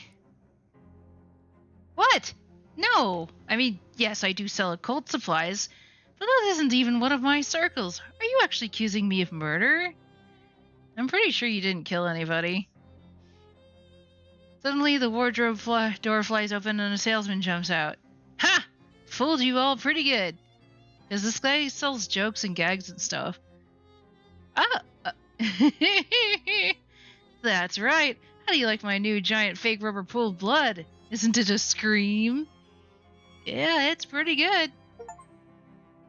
Here, let me give you something for being such a sport, kid. Wear it in good health. You got the Foot's ring. This ring bears the insignia of the Fraternal Order of Traveling Salesmen, which is difficult to make out at the small size, but it might be a farmer's daughter. Makes you more likely to encounter traveling salesmen.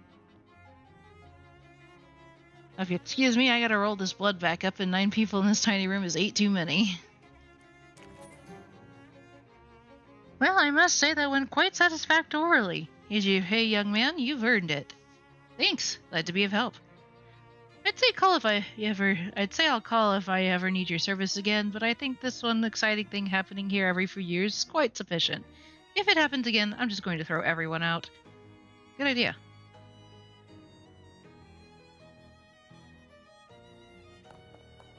Well, we did it. Huzzah!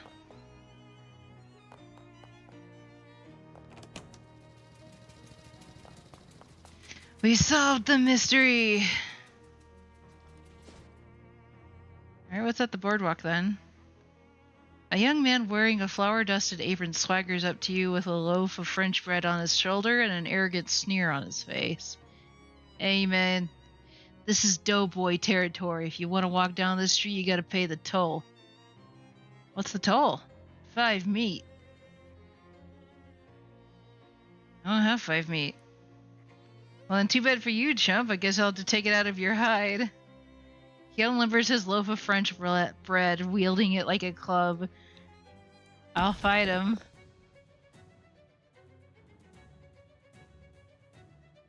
What is that? Branathan the Dough Baby. Hume's the loafer.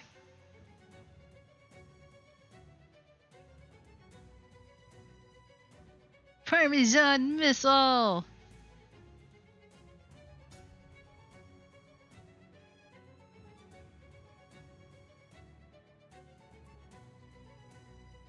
Pet pill.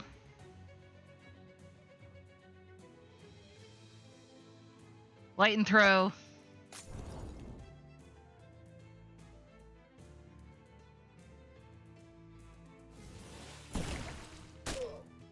Nice.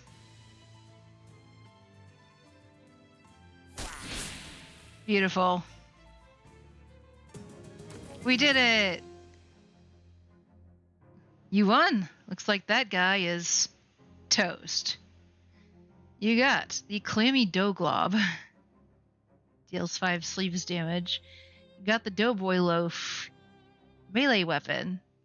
Be perfect for making a combination club sandwich. Deals your muscle plus 2 physical damage. Nice. I'm not sure if the lamppost is holding up the hobo or vice versa. Hi there, I'm Rufus. Well, hey there, pleased to meet you, Rufus. I'm Dusty. What's up, Dusty? Oh, nothing much, just hanging around. I was gonna run a 3-card Monty down here on the boardwalk, but that didn't pan out. Oh, why not? Well, there's a fellow already running down that game that way, and I prefer not to step on his toes. Just a matter of professional courtesy, you see. I see.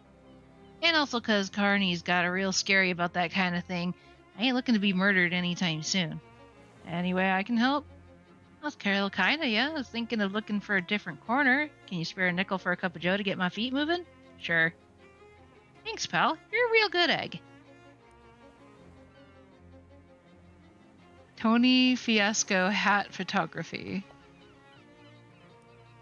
Fortune teller. Tarot readings for 15.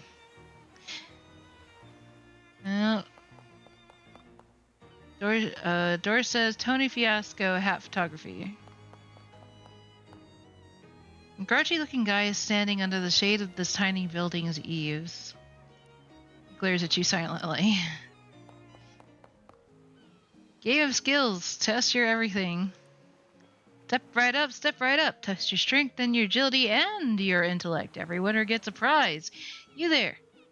Care to face a challenge of a lifetime? Only 10 meet. What's the challenge?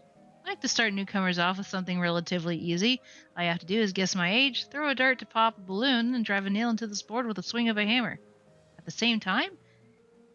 That's right. Care to try it? I can't right now. What the hell with that? First aid.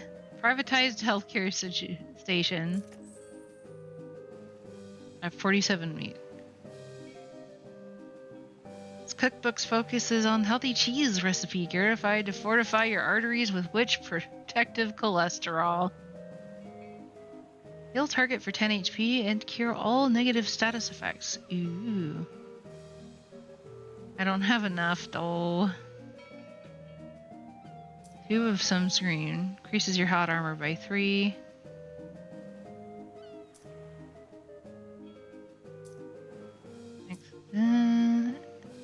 Alright. Fish! Got a fish in a sack.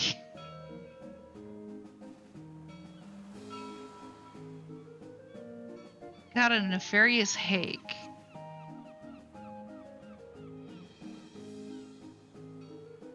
Got a desert goby.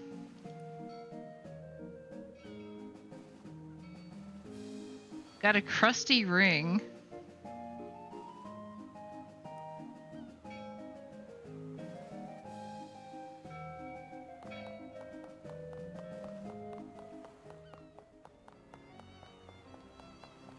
I wonder if I could eventually sell the fish.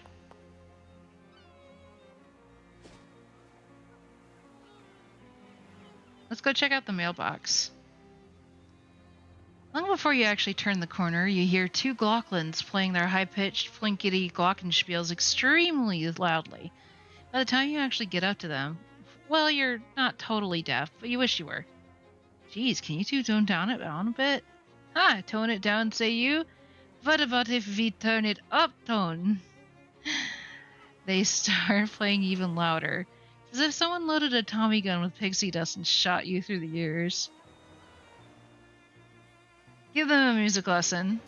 Look, friends, you're going about this all wrong. Don't you know anything about modern music? What's important are the notes you don't play. What? That mean you, the flutes play if you not. I can see you have a lot to learn. You'd better start by practicing not playing any notes at all. Then once you get good at that, you can focus on learning which specific notes not to play. Ah, I see that this modern music is tricky business. The goblins stare at their glockenspiels, carefully not playing them. As you leave, you hear one accidental plink, followed by the urgent shushing and apologies. That's fun. It's the mailbox. There's a mailbox here, with a guy sitting on top of it. Guy reaches down from his perch to shake your hand. Hi, I'm Marvin. I'm Marvin. I'm Rufus. What are you doing up there? A stunt. A stunt? Doesn't seem particularly stunty. You're just sitting there. Yeah, but I've been sitting here for... He looks at his watch. 7 months, 15 days, 9 hours, and 41 minutes. Why? Why? It's a stunt. Okay, but are you protesting something or trying to attract attention to some kind of cause? Nope. Do you have any money riding on this? Is it a bet for a contest? Nope. I feel like you don't really get the concept of a stunt. I guess not. Say, would you mind helping me out with something? Sure, what's up? I've been eating mainly snackle cakes while I've been up here and I'm out. Can you grab some for me? Snackle cakes? Are you serious? I'll admit they're an acquired taste. I guess nobody other than you wanted to acquire the taste of powdered milk mixed with sawdust and nails still in it because Snackle Mills went out of business years ago. Yeah, but the shelf life on those things is incredible. It's what makes them so good for stunt rations. Got my supply from Hiram's grocery down the street. Can you pick me up some more? It's like those that sat on the pole. Yep. Twinkies. Snackle cakes.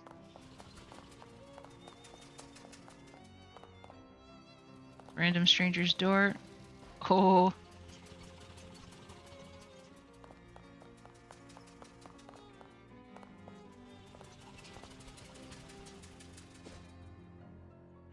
To Hiram's. You notice a strangely discolored patch of curve next to a sewer grate.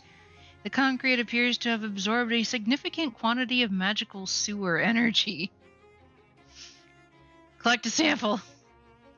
It's strange. Stone like this is normally only found close to ley line intersections, and sewers and ley lines are very different things. Almost opposite things. Get the glowing ooze. Well, well, well. Look who it is. The ferret. I am not Draco Malfoy.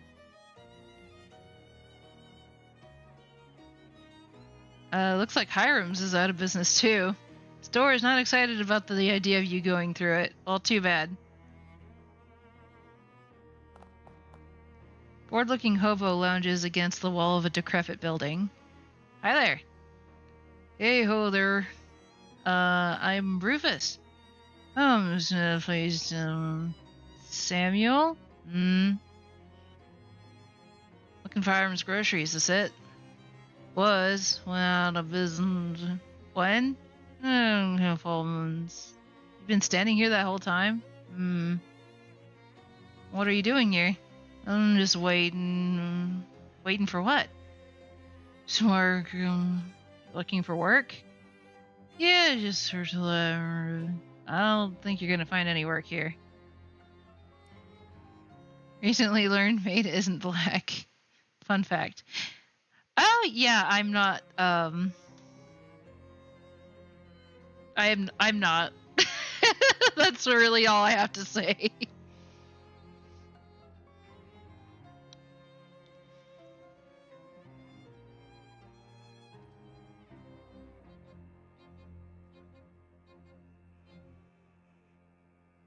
Maid is a mimic. Indeed. I am. I can be whatever color I want to be. Take that. It doesn't look to me like another store is going to open here anytime soon. Get him some heat. Here, maybe you can get a cab to a different store or something? Well, thank you. You're very kind. Tips his hat to you and whistles for a passing cab. Good luck. Filthy trash can. Dig through it? Of course. You get a single shoe. Check for a second one. There is no second one. Oh well. Oh, it is. I was like, oh, it's very dark. Shelf is littered with various pieces of trash. We got an unopened tube of lip balm. At least it is your sleeves armor. You and Mice would be disappointed with this shelf. Pair of rusty tongs. Deals your mysticality +2 hot damage. Nothing but trash. All sales are final. Register is empty unless you know someone who accepts mouse droppings as currency. Find an old invoice for a shipment from the Snackle Mills factory, which is marked as never having arrived. The factory's address is listed. Empty shelf. Unless... No, it's empty. Unless... No, it's definitely empty. But wait! Listen, it's empty. I promise. Fine. Oh, wait, what's this? What? Just kidding. There's nothing.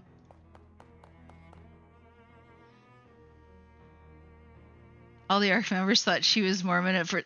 Yeah, actually, that was really funny. They're like, oh, they're like, oh, wait, they're like, Stitches is Mormon. I was like, and I'm like, they're good. I'm in the background, like, wait, what? Is Cozy? No, I'm not. You're not the guy who sells me my rat droppings.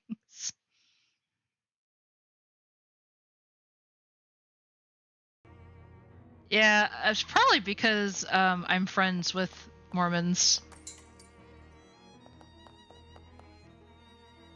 Like Pi is LDS and so is Neko. Try to retcon your reviews. There are only 50 chapters in Genesis and the Abraham Scroll is debunked.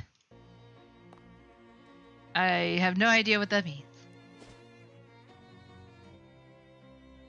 As you're walking down the street, a doughboy steps into your path, menacingly slapping the end of a long French baguette into his other hand.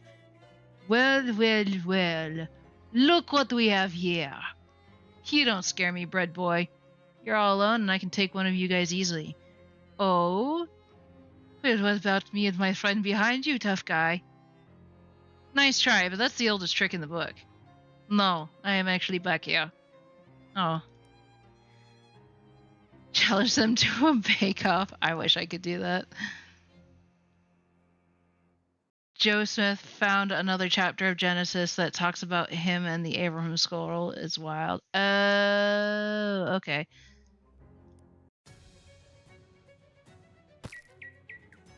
How dare.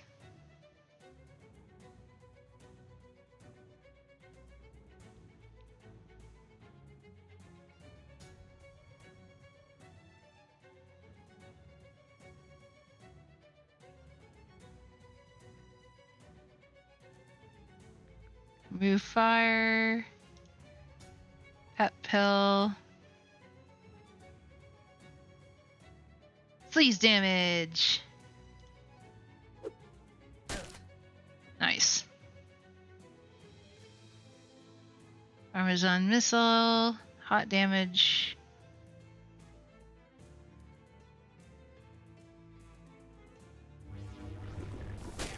Nice. Get him. Oh no, they're French. Oh,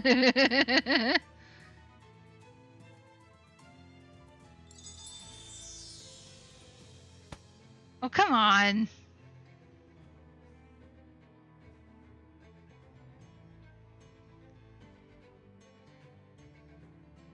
You're not surrendering, must be from Quebec. Lol.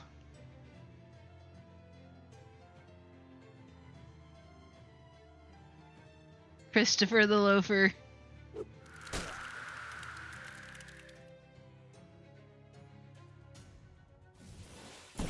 Parmesan missile. Yeah.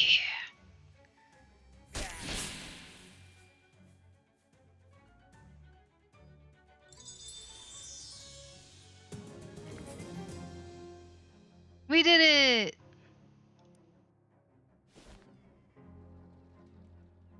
We're now at Snackle Mills.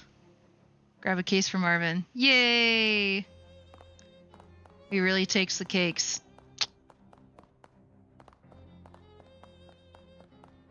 Crate is full of baking soda. The tarp is there to keep the vinegar from getting into it. Empty vegetable oil drums. Must be the front door to the factory. Is it the front of the factory or the back? Door doesn't appear to be locked, but it doesn't open. On closer inspection, it seems to be rusted shut. Of course, I do not currently have enough muscle to bother with that right now. Let's go give Marvin his snackle cakes. You encounter a hobo who is sauntering down the sidewalk with a bindle over his shoulder, whistling a jaunty tune. Well, hey there, fella. Aren't you Rufus? I'm Cy Hathaway. Hi. How'd you know my name? Oh, we hobos are a tight-knit little community. When someone's helping us out, word gets around. Well, that's nice. A little creepy, but nice on balance. Why don't you come visit our camp? We'd be glad to have you. Where is it? Well, you just head down 12th Street till you see the lot there the old hardware store used to be, and then you take it. You know what? This'll be simpler if I just mark it on your map for you. Yes, please. Takes out a pencil stub, makes a cluster of little boxes on your map. Come on by any old time. Sure. Ocean City Hobo Camp. Bit of my Jew. Marvin, I got your cakes. I look getting those snackle cakes? I'm really jonesing for whatever it is they use for frosting. Here you go. Thanks a million. Here, take some meat for the cakes. I'll also give you some sitting tips. Got 100 meat. You also got the perk Expert Sitter. You're so good at sitting down, you make it look even easier than it normally is. Ocean City Hobo Camp? Dang, they have their own camp. Wonder if they have ghost stories and s'mores too. Maybe not s'mores, but I bet you they have some good stories.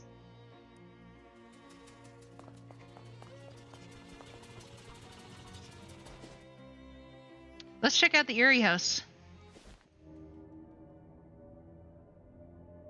This seems like a pretty normal house in a pretty nice neighborhood, but there's something odd about it. Some sort of uncomfortable energy that makes the hair on the back of your neck stand up. Maybe it's something to do with that weird droning tone you hear coming from inside, like a pained, inhuman moan constantly rising in pitch. Maybe that's it, yeah. Oh, we get Hobo Simulator. Don't look at me. You knock but hear no response. So you nose your way inside. That eerie sound is even louder in here. It seems to be coming from upstairs. Also, the owner's interior design sensibilities are a little strange.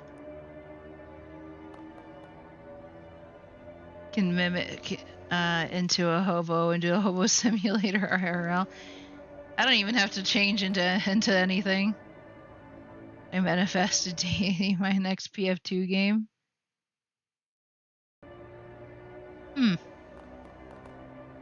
It's a day stand. Haha. Dusty, disused chest set. Tea time was long ago. There's nothing left here but stains. Plate rack is a statement piece, and the statement is, I have too many plates. A shelf full of trophies from music competitions. Cabinet full of sheet music. You pull out a sheet, but it's all in German. Und du kannst kein Deutsch sprechen.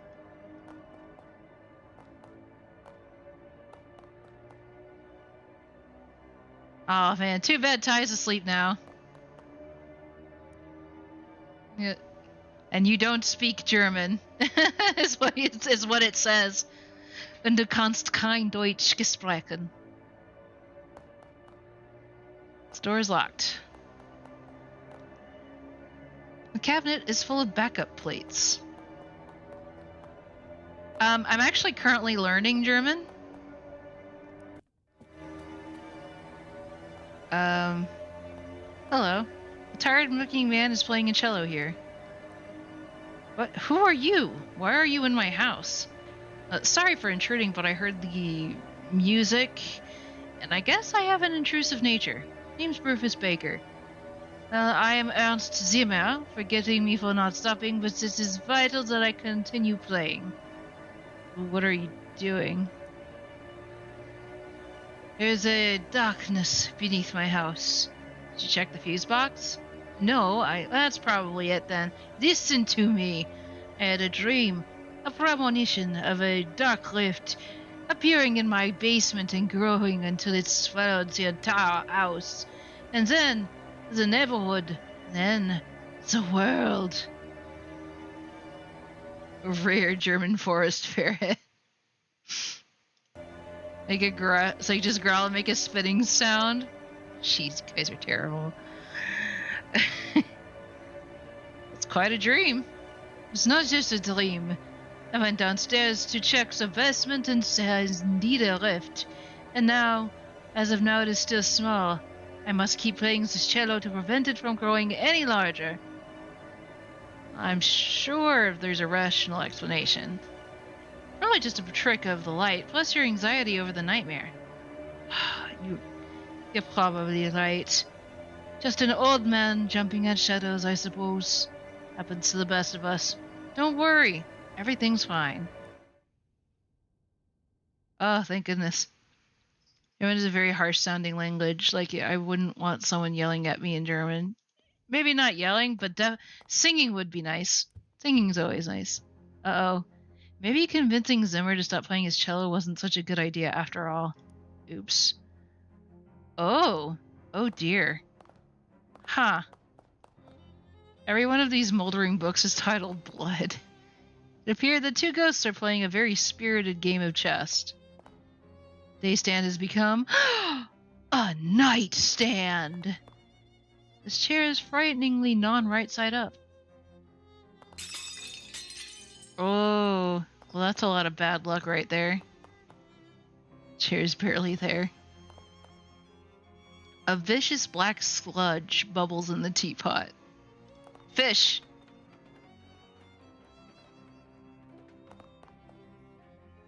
This isn't tea. You got the item Eldritch Mist. The world is full of vapors. Most of them are benign, but some of them are terrifying. This is the terrifying kind. You love bubbling like sludge. Foul goo from a haunted teapot. Increases your mysticality by 1 and your maximum AP by 1 until you use another potion. Most have eaten all the contents and most of the container. The table has slipped. The surely bonds of the floor. Shelf full of trophies from murder competitions. The chair is whispering. Sit in me. Do it. Sit in the chair for a few minutes and nothing bad happens. Apparently it was all bark and no bite. Well, I mean, at least it didn't decide to do anything. It's like Paper Mario if it was made by some 1800 Europeans.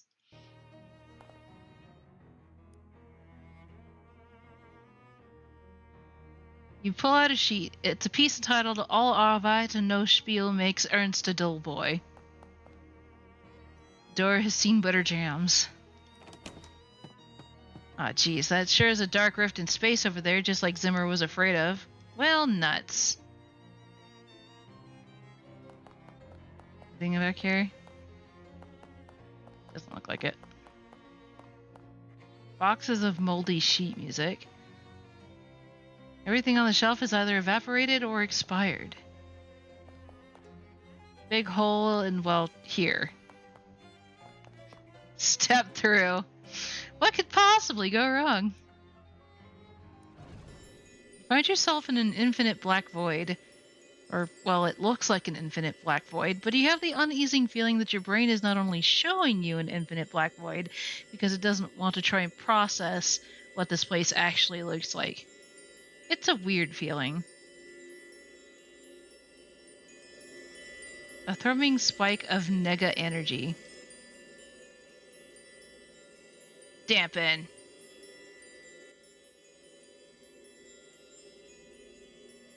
This creature is built more or less like a large muscular person. If you built a large muscular person out of some kind of writhing black ooze and or smoke and or just plain raw darkness. It has a fist-sized glowing crystal embedded in its chest about where its sternum would be, and as you draw near, you can feel it radiating invisible waves of energy. Kind of like heat coming from a radiator, except also the opposite of that. Also not at all related to that. Look, incomprehensible forces are tricky to describe, okay? The creature shambles back and forth, waving its arms in a way that almost looks like it's dancing. Or praying. Or maybe just absent-mindedly flailing. It seems oblivious to your presence, though that will probably change pretty quickly if you try to interfere with it.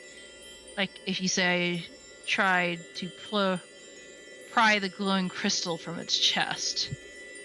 Creature looks like it could rip you in half without really trying, or maybe even really noticing. Then we're not going to deal with that.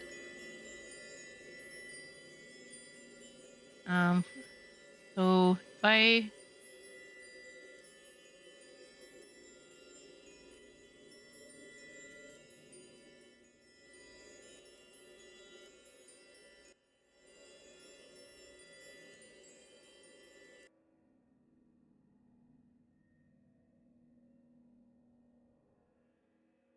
You approach the shambling shadow beast, which continues to shamble. Crystal in his chest sparkles importantly at you. The creature looks extremely weak, almost docile. Oh boy. Make a quick grab for the crystal, but it's firmly lodged in the creature's chest. The creature howls and its long, spindly arms flail ineffectually as you, barely cognizant of your actions, plunge your hands into murky flesh, fingers questing through lukewarm tar until they find ribs, gritting your teeth, forcing open the cage, creaking, crapping, snapping like dry branches. You grab your prize and tear it free of the muck. The creature evaporates in a sigh of smoke. The crystal is both warm and cold in your hand. There's a slight buzzing vibration to it. Take it with me. Something tells you this crystal is very important, as well as being really shiny and pretty. You got the rift crystal. Small crystal you found inside a rift in Ernst Zimmer's basement.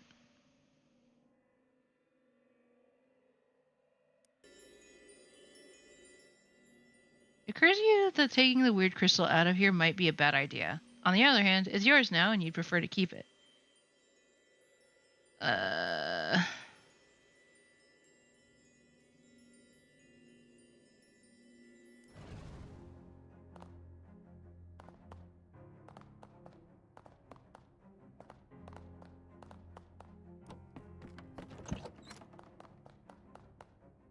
The sphere isn't speaking to you ever again.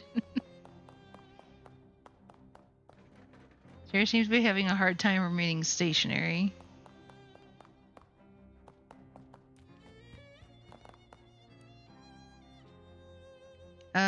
Check out this neat crystal I found. What is that? Where'd you get it? It was inside the rift. Makes me uncomfortable to look at. Can I have it? No, it's mine. You found it inside my house. It was in another dimension. Another dimension inside my house. Forget it.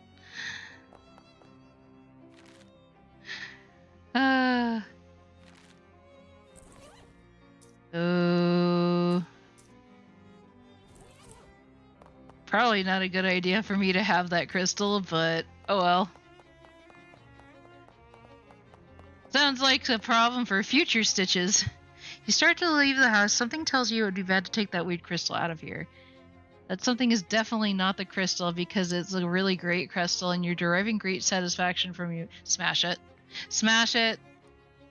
You pull a hammer out of your inventory, or you don't actually have a hammer or whatever object would be the most hammer adjacent, and give the crystal a solid thwack. It makes a sound like a baby being being torn in half and burst into glittering shards that quickly vaporize. Why did you need to describe it like that? The furniture settles down as the house's extremely haunted atmosphere dissipates. I wasn't trying to. I don't know why they decided to describe it that way. This door is now locked. Okay. Well, we destroyed the crystal, so...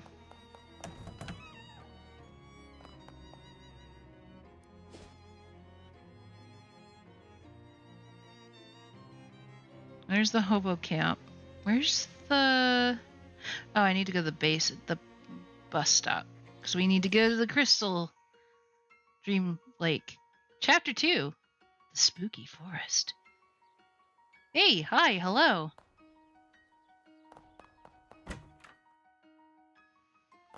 You have something to say to me, Gabby? Oh, hey, Rufus. What's up? Gabby has a thing that is important to go and do. Oh, what thing? A secret thing. It is secret for Gabby, but not far near. Gabby will go and come back, okay? Okay. We get to play as Gabby! Oh, so many mushrooms, so much food. Look at it all. Plenty of food for Gabbies.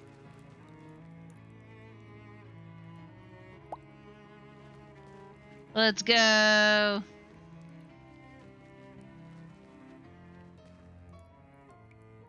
Very big and full of mush.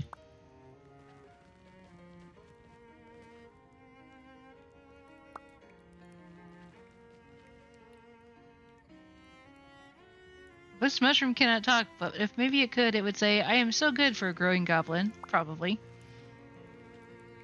Perfect mushroom for to get so big and strong. Yay! A steaming crack with warmth and moist. This is perfect to grow and therefore popping.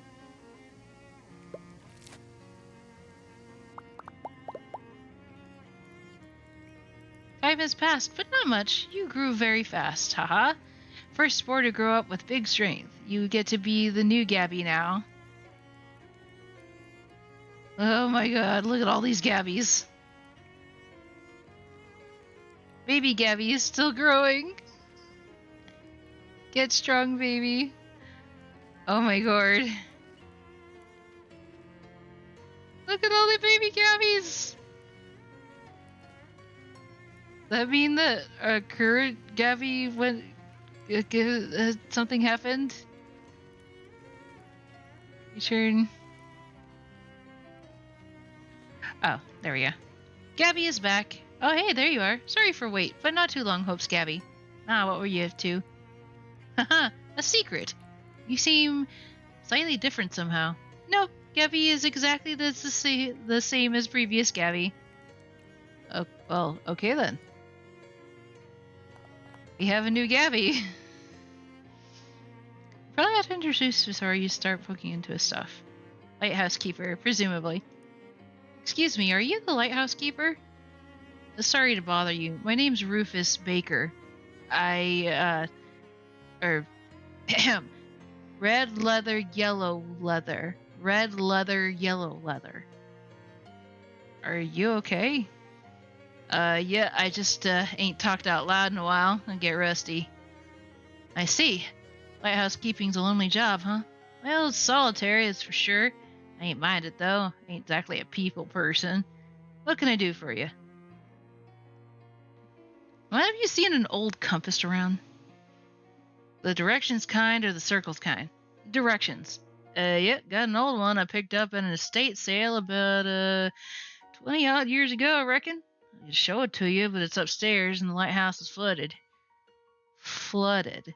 Yep, right up to the top. Have a look through the window there, you might see a fish pass by. How'd that even happen? Pump broke. No, I mean, how does a lighthouse just fill up with water? We aren't even below sea level here. Something to do with the tides, I reckon. This is a lake. Anyhow, I need a Glaxton valve to fix the pump. There's a hardware store down the road a piece if you mind to help out. It's an arcane oven. I can make foods. Oblivion burger. Oh, actually, I need the cold armor. Yeah, frosty flakes. Radium brittle. Oblivion burger.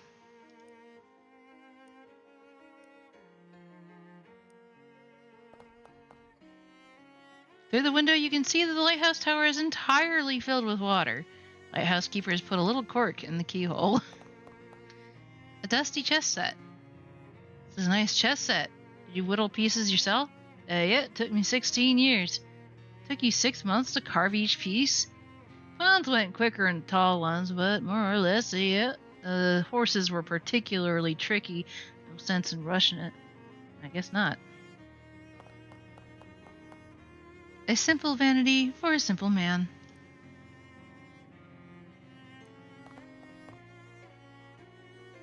Lighthouse keeper's bed is simple, but very tidy. A single book sits on the table. War and Peace, huh? That's a hefty one. Mind the bookmark now. Oh, of course. Looks like you just started. Been reading it about 5.5 years. Your bookmark is still in chapter 1. Just got up to the last sentence of it. I've been reading one word every day. War and Peace is almost 600,000 words long. Yeah, don't tell me how it ends. I won't. Some kind of funky pump contraction. Light out from the lighthouse? Actually, I wanted to go back and go to the hobo camp. And a fast-talking salesman approaches you and starts his pitch before you can cross the street to avoid him. Say there, would you like to purchase a set of encyclopedia? No. Thought you might say that. Understandable, but if I told you that this is no ordinary encyclopedia, you think you're something you're likely to tell me? So likely it is to be certain. Step a little closer, would you?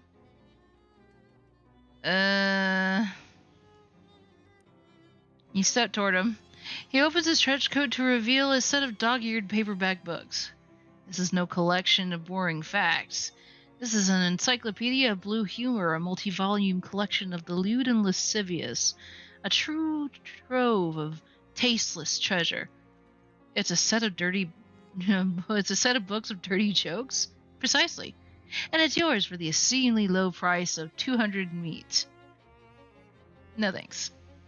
I see, you want the book, you just don't want all the people seeing you buy it. He sweeps his arm around, gesturing at nobody. All what people? I just don't want it. He winks.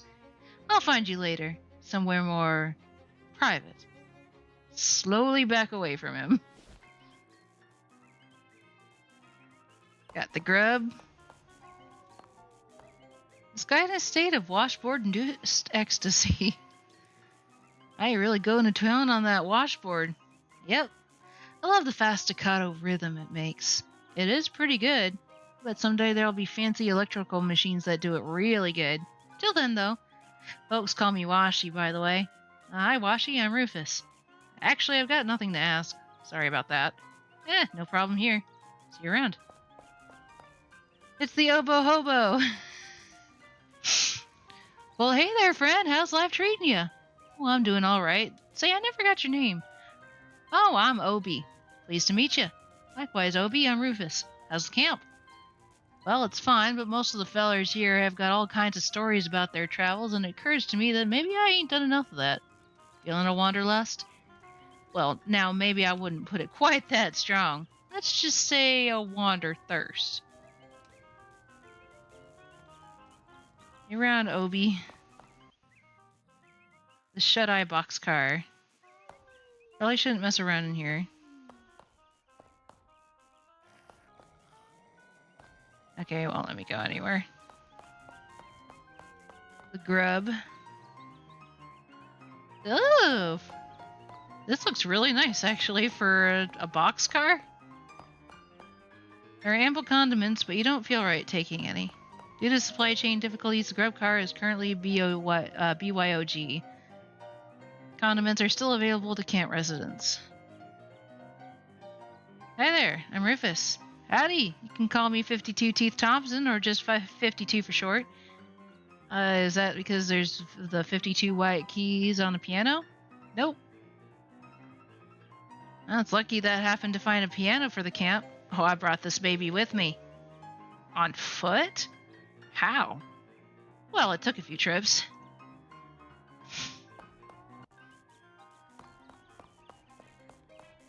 The hobo you met at the abandoned grocery store is slouching around and generally staring off into space. Hi there, Samuel. Hello. How's it going? Doing fine, thanks. Are you able to find any work? That's a shame. You haven't killed them. Yeah, right. Yeah, don't let it get you down. Mm-hmm. How's camp treating you? Yeah, it seems really nice. Everyone's real friendly. Well, that's great. Community's really important.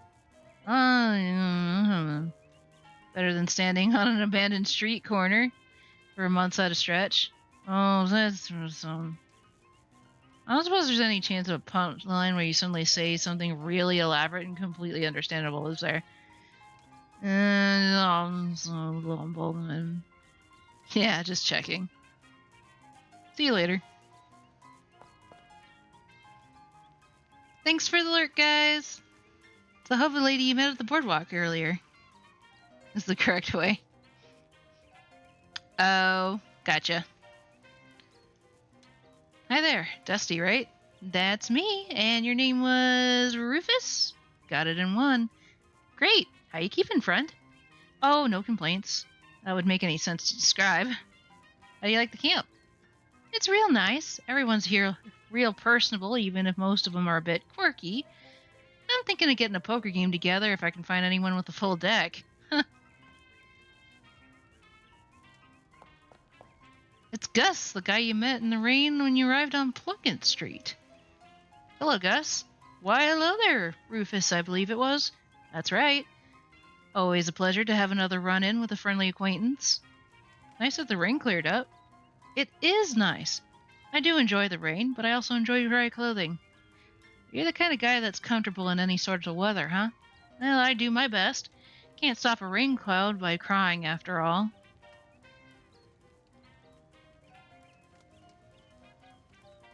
And in fact, when you get right down to it, pretty much anything that happens to a person can be considered weather of a sort. Huh. That's real philosophical. Old Gus says if you can find the pleasure in any circumstance, then you'll never be a sufferer of misfortune. Gosh. Your Gemini, bar spells cannot be used by a cleric? Huh. Gosh. Cryptography. This is what I was looking for. Hobo camp. Cryptography. A hobo is flipping through a worn book, occasionally stopping to check the strange machine next to him and pencil some notes in the margins. Hi there. Hmm? Oh, hello. You must be new here. I don't think I've seen you around before. Yeah, my name's Rufus. Pleased to meet you. I'm Letters McCabe. Anything I can assist you with? Why do you call you Letters? I'm an expert in microcryptography, aka hobo code. Are you familiar with it? Nope. What's that? It's a system of pictographic elements that can be written unobtrusively on walls or carved into fence posts, etc. They're traditionally used by hobos to leave messages for other hobos, to mark a house where the occupants are charitable, for instance, or to warn of a vicious guard dog, that sort of thing. I'm working on expanding the system for more general communications purposes. Well, that's quite interesting. Is there anything else? What's the book you're reading? This is the Hobo Code Manual. I can teach you the basics if you'd like. Yes, please. You spend 10 minutes or so going over the basics of Hobo Code with letters. He teaches you some of the most common glyphs. If you'd like to know more, just ask any hobos you meet. They're honor-bound to assist new learners. That's the Hobo Code. You got a perk. Hobo literacy. What's with all the stuff in this room? Stuff is a little overboard, broad of a topic for conversation. Feel free to point out any particular object you want to ask me about, though. I'm always happy to be informative. Okay. Is there anything else I can assist you with? I'm good. Ask the letters about the books. What are all these books? Manuals for various types of codes and ciphers. Vigenère, Beaufort, treatises on several variations of columnar transportation, the classic Mormon German mix-up code, and so on. Interesting. There's a few books on old pictographic languages in there, too. Fascinating stuff. Well, it's all Greek to me.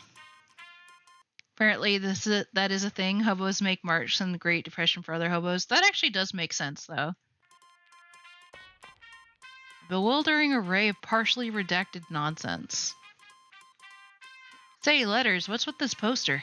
There's some general purpose hobo code glyphs I'm working on. There's a bunch of them that are blacked out, though? Yes, well, they're still experimental, so I decided it would be wisest to take some precautions. Huh. One thing that the notebooks have in common is that you do not understand any of them. Got a lot of notebooks here, Letters. Yes, all my notebooks on the hobo code, more notes on codes and languages in general, as well as my studies on radio telemetry, telegraphy, and telephony. I think my aunt's recipe book is in there somewhere, too. Write all of these in code? I can't make out a single word. No, that's just my handwriting. I see. You haven't seen one of these in ages. Whatever it is. Hey, Letters, what's this thing? That's a teletype machine that we salvaged when they shut down one of the local post office branches for cutbacks. We've patched into the local telegraph network so we can communicate with some of the other hobo communities. A desktop radio. Hey, Letters, what's the deal with this? It's a ham radio. What's it for? Listening to stuff about ham. A ratty old shoebox is slouching in the corner. Hey, Letters, what's in this old shoebox? Old shoes. You're welcome, Poem. You try to pick up the box, but can barely lift it. What kind of shoes are these? Hand-me-down boots. They've been passed from hobo to hobo for generations. Probably about 50 pounds of metals reinforcements on them by now. You got heavy boots.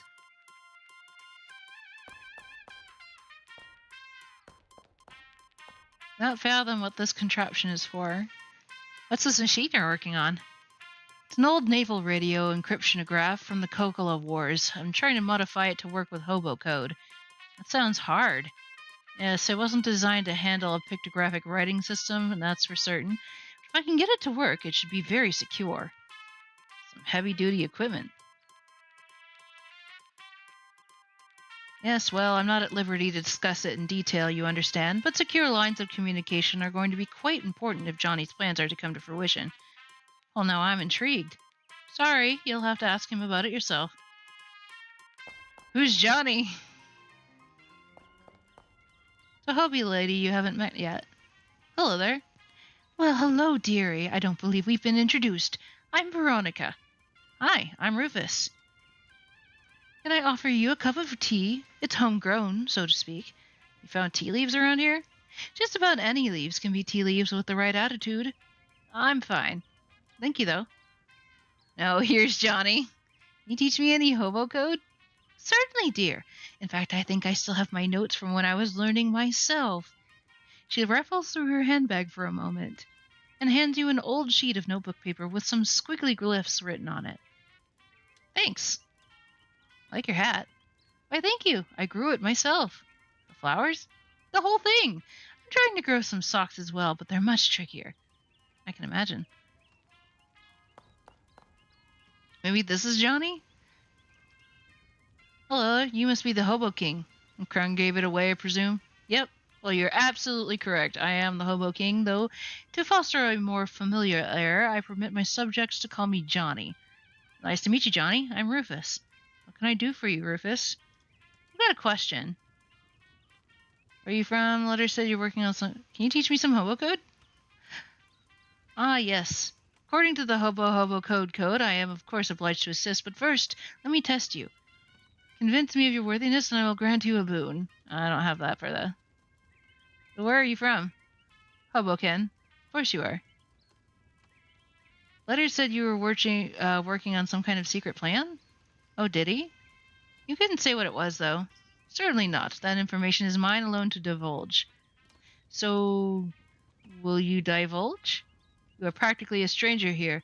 I apologize, but I cannot jeopardize operational security. Oh, shucks. I'll have to come back and see if I can get him to teach me more hobo code. Hey, Gus, can you teach me some hobo code? Yay! You're a student of letters and of letters. I'll be glad to help. He searches his pockets for a dry piece of paper, but can't find any, so he scratches some glyphs into the dirt with a stick. Thanks.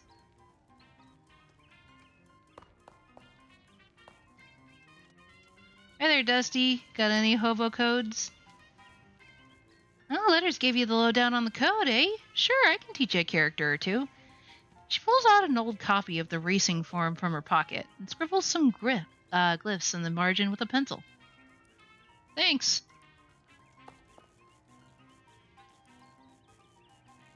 You have anything, Samuel? He fishes an old store receipt out of his pocket and draws some very small symbols for you to squint at.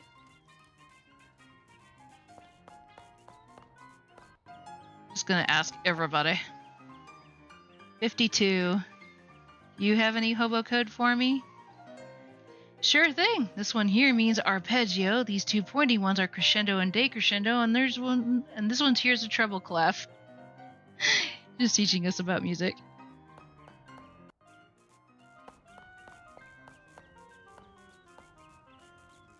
Obi! Oh, okay, never mind. Washboard. You have any hobo code you can teach me? Sure. I know the word washboard and some words that kind of describe the sounds that washboard makes, but they aren't really useful as actual words. He teaches them to you anyway.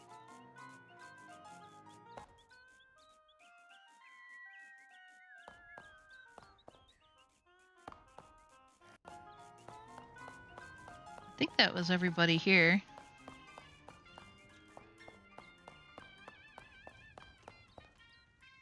Warm your hands. Sure. At the effect, warm hands. And that gave me some cold armor. Yay! That means I can go to the fridge factory. You run into the pants salesman from before.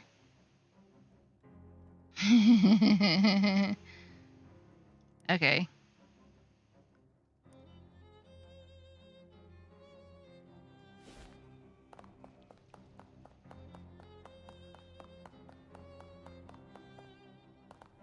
Yay! Weird flies buzzing around this barrel of frigid industrial waste. Full of chemicals. Let's fish!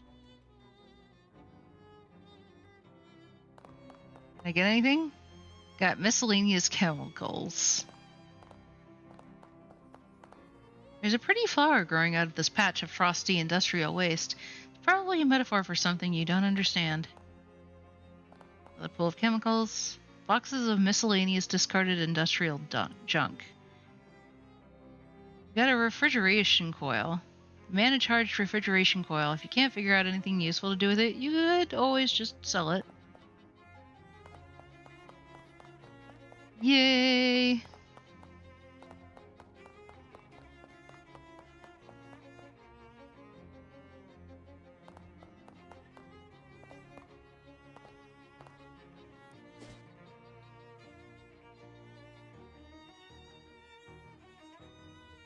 Alright, back to the lake.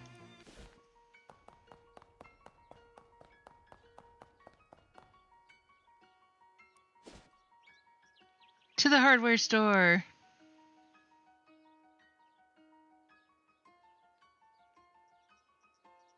Look, words on a stick. Gabby's pointing at a sign advertising Greta's Compassionate Pet Store with an arrow pointing down the road. A pet storage. Let's go look at a pets. I guess we might as well. Do you like animals, Gabby? Yes. Gabby has wants a pet for a long such time, but none of them are any good ever. Not cute enough. Not enough strength enough. A cute, strong pet Gabby is looking for. Maybe you'll get lucky this time. But we'll check it out later. Maybe on our way back. After a short hike, you find a small hardware store nestled in the sparse woods surrounding the lake. It's the very model of a down-home country hardware store, except it doesn't have any old-timers singing out front chewing the fat. Maybe it's their day off. Or maybe they ran out of fat. Gabby, do you need to be concerned you'll turn into Lenny?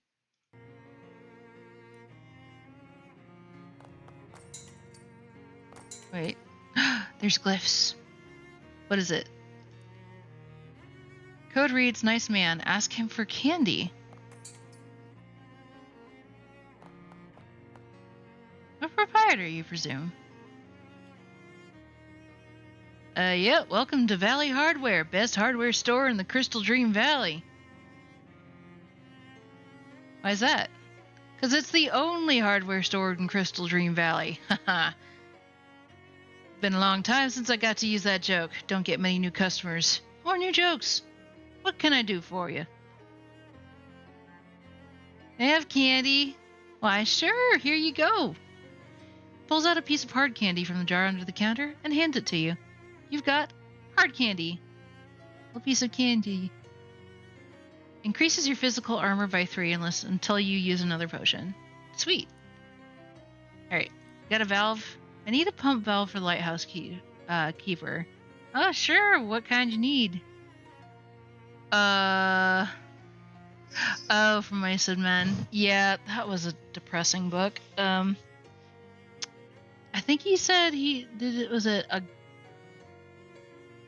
I don't remember what kind of valve he needed.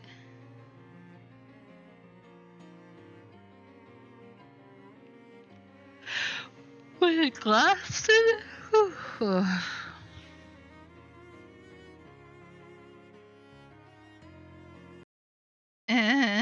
Hang on.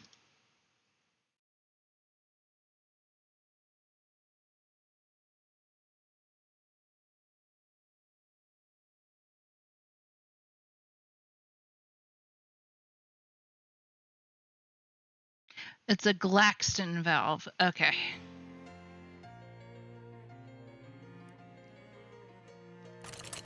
Glaxton valve. Who? The lighthouse keeper. Glaxton valve. Well, shucks, they stopped making those things nearly a decade ago. Guess there's still a slight chance there's still one in the back room. Ain't been back there since termites got at the inventory. Maybe it got flooded.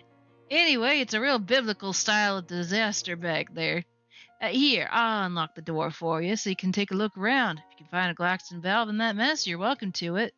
Thanks. Mind your step in there. Pile of waterlogged garbage. Boxes would be perfect for storing a collection of mildewed clothes.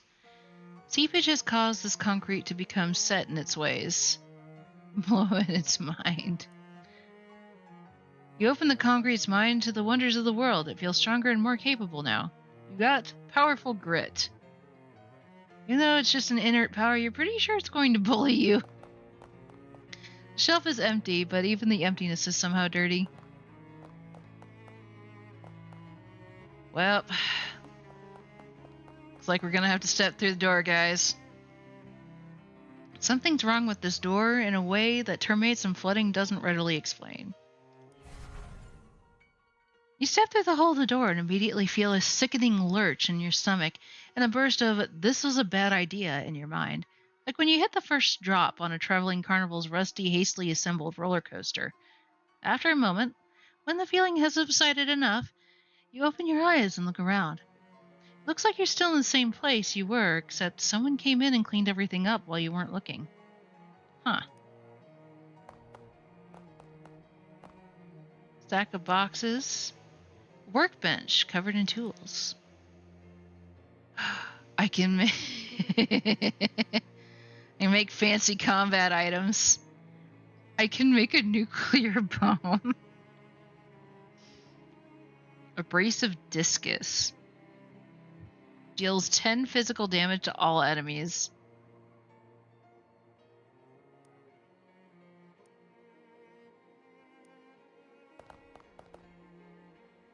Make any. Alright. Shelves full of neatly organized hardware that definitely hasn't been destroyed yet. There's a 1917 calendar on the wall by the desk. It looks brand new. Looks like we've been sent back a couple of years. As you leave the storeroom, the shopkeeper spins around and you both stare at each other in surprise. You, because the shopkeeper looks quite a bit younger than he did when you were in there. And him because, hey now, what in the heck are you doing in my back room? How'd you get in there without me seeing you? I'm a termite inspector. I didn't call for any termite inspector.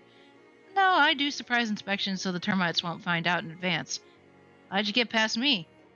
I'm very good at my job. Oh, well, I didn't expect you to find any termites. I make my own custom pesticide. Yes, it seems to be pretty effective. Might have to go back in there for a follow-up check later, though. Yeah, that's fine, I suppose. Just don't move stuff around too much. I like to keep it tidy back there. No problem. Do you have a Glaxton? Why is that? Well, shucks, nobody's ever asked me to justify that claim before. Because it's the only hardware store in the valley? Ha! That's a good one. I'll have to remember that. I'm sure you will. What can I do you for? I'm gonna buy one of those new Glaxton valves. Sorry, government fellas bought my entire stock. What? Yeah, for the big dam they're building. I can order you one, though. How long would that take? 6 to 8 weeks. Would you mind holding on to it for me if I'm not back right away? Oh, sure, that's no problem. How long do you figure? 11 years. What? No, forget I said how that's not a problem. Well, nuts. Listen, I can tell you that they bought a heap more Glaston valves than what they're going to need for that dam. If you go up to the work site, you might get the foreman to sell you one of their spares. Where is it? Southeast end of the valley. You got a map? Well, I have a postcard. Crystal Dream Lake. I never heard of that. Well, it's got a little picture of a dam on it here. See, that's about the same place relative to here. Great. Thanks. There doesn't seem to be anything on the other side of this door. Oh, do we have to step back through?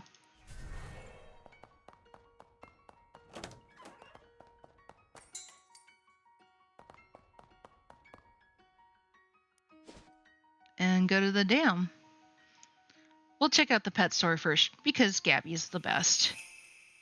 2 things, which are hard to describe, but let's say they're more or less like smoking holes in space, through which you can see the faint light of distant and dying stars float up to you with an air of menace.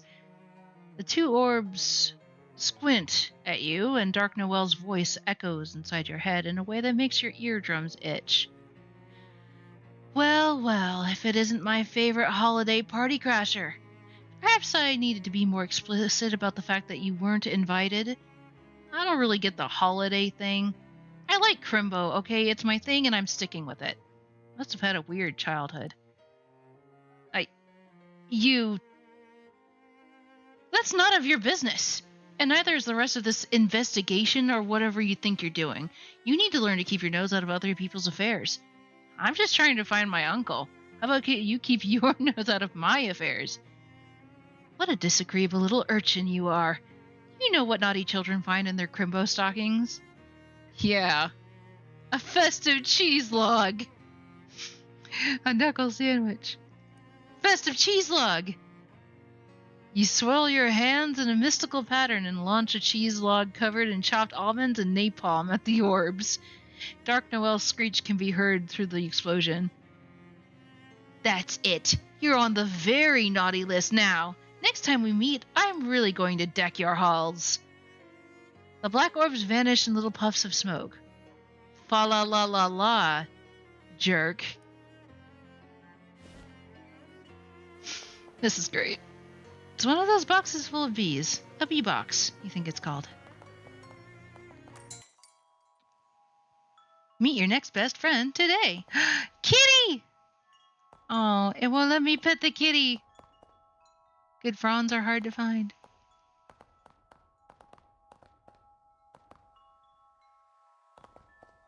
Alright, what do you got here? Greta, you presume? Hello, welcome to Greta's Compassionate Pet Store. I'm Greta. Hi, Greta, I'm Rufus. Can I ask you a question? Of course. Where are all the pets? Oh, they're out back. In cages? No, in the woods. I see. What stops them from leaving? Compassion. Okay, what pets do you have for sale? We've got this snake available for adoption. I've also got one giant mosquito left in stock. If I remember correctly, the giant mosquito is actually really useful to have. A giant mosquito? Hey now, don't knock it. A giant mosquito is great to have on your side in a fight. Not only can they suck the blood out of stuff, they can pump that blood back into you to heal you. Mathematically speaking, that's twice the power. A mere 150 meat adoption fee and it's all yours. I don't have that much right now. Tell me about the snake. Oh, you can't go wrong with the world's most dangerous rope. This guy will totally fill your enemies up with poison.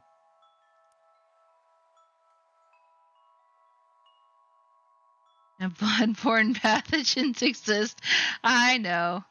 But it's not quite the same in this game. We'll have to come back to another time.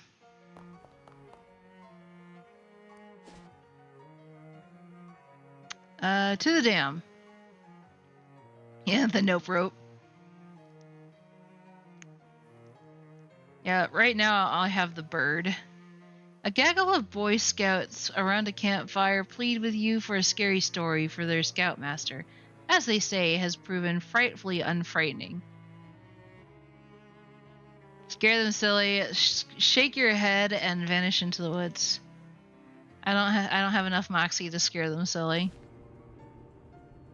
This what you call it is huge. Dang. There's a lot of lake water in this pipe.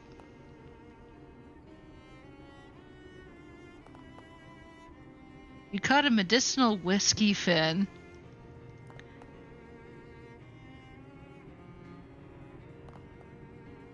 Caught a splurgeon.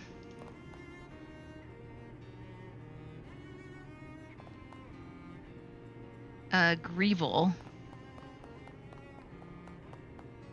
Drain pipe has some nasty goo coming out of it. This pump has a Glaxton valve on it. I'm not sure if it's a good idea for me to do that. This code reads meat hidden in pipe.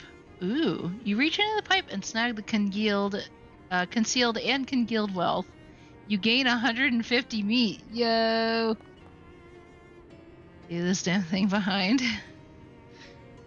Another one of those time doors. You hope that repeated exposure to these things isn't going to give your ancestors cancer. Crystal Dream Dam construction site. A crate labeled pipe shoes. You got pipe shoes. Your ancestors, right? I guess it stands to reason that a structure this big would need more than one truck's worth of concrete. This one is so empty. Careless dam worker has abandoned a toolbox here. Got a piece of scrap metal and a sharpening stone. Ooh, fish! You don't want to get your hook stuck. Aw. Hey, Noelle says nobody who ain't on the crew is allowed in the site. Noelle? Yeah, Noelle, the foreman. Noelle White. Jeez. The man clutches his stomach. Are you alright? It's just starving as all the rest of the crew went to lunch, but somebody had to stay here and keep all the rubberneckers and looky-loos off the site. I drew the short pants. Short pants? You mean straw? Yeah, we got these 6 little pairs of pants we found when we cleared out a nest of fairies. I see. What about the table over there that says lunch?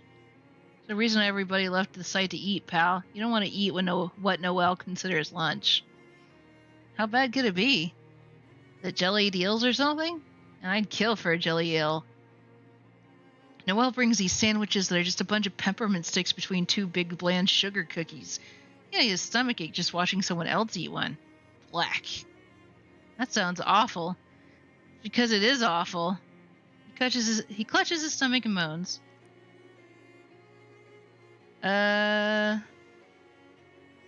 Give you a Glaucon brat. Oh wow, thank you.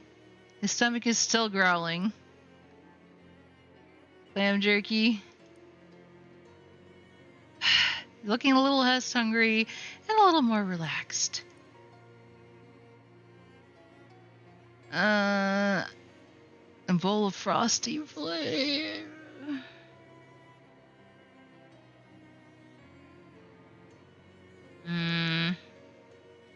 Give him the burger.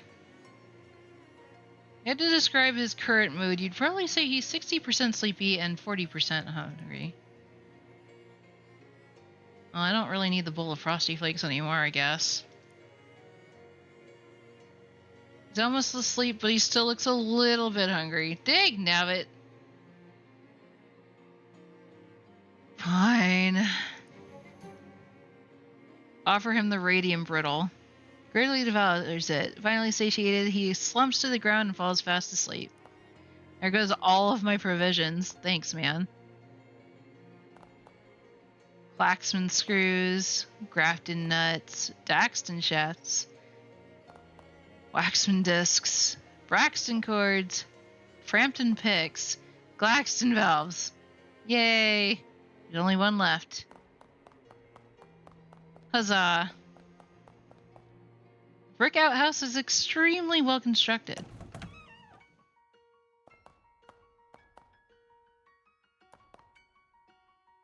Yeesh. Peter Frampton, I honestly have no clue. You got a handful of clean water. A workmanlike toilet for workmanlike workmen. We flush.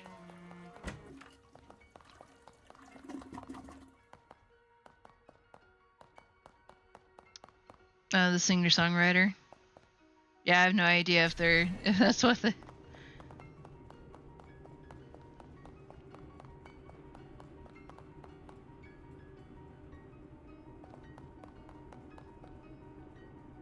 Ha ha ha ha ha. To the lighthouse. Rufus, look what Gabby has found. You turn around to see Gabby, who apparently wandered off into the woods while you weren't looking, returning with a handful of meat. Wow, what? It's meat, found by Gabby. I can see that, but here, you can take it. Gabby's purse is too filled with candy. Should I ask where you found this? Nope. You do not question Gabby.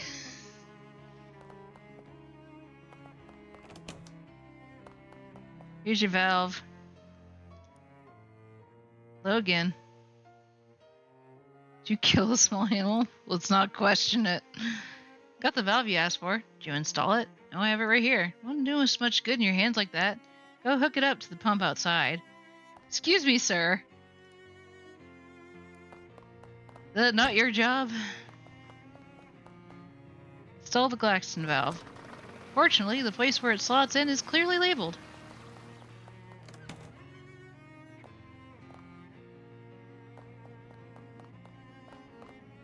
I like that. Confirmed. Install the valve. Yep, been watching the water level through the window here. Should be dry enough for purposes now. Come on upstairs. He disappears to the door behind him. The tippy top. Empty and wet bookshelf. Good thing he had his books downstairs. Most lighthouses have a somewhat bigger lamp.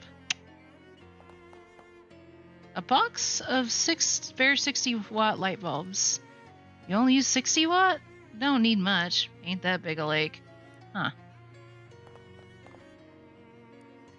Well, here we are. Welcome to where the magic happens. Magic? Sure, Fiat looks. Old lighthouse keeper joke. So, can I have the compass now? What? No, certainly not. I need that. But you asked if I had an old compass, and I said I did, and then I'd show it to you. Never said about giving it to you. Oh, well, I really need it. So do I. I gotta calibrate this lamp to the North Star every so often. I need a good compass to show me which one's the north one. What if I get you a new one? Nope, I said a good one. The new ones ain't any use at all. Why not? How they changed them. What? Changed the compasses? They didn't teach you that in school? Folks got short memories and it was only around the turn of the century. Some Atlas company bought the patent on West and rebranded it as New North. Then they did a recall on all the compasses and issued new ones. They all point west now, and that's useless for my purposes. Okay. Well, how about I find you another old one then? If you can find another pre-New North compass in at least as good a condition as mine, then sure, I'll swap you. I don't really get the point of what that would be, though, since you'd already have one. Well, it's a long story. Never mind then. Here, maybe this'll help you. Most of the old compasses got radium paint on the dials so you can read them at night. This old Geiger counter ought to be able to pick up the radiation from that. Where should I start?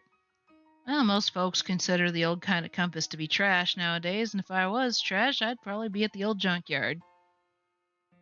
Neat.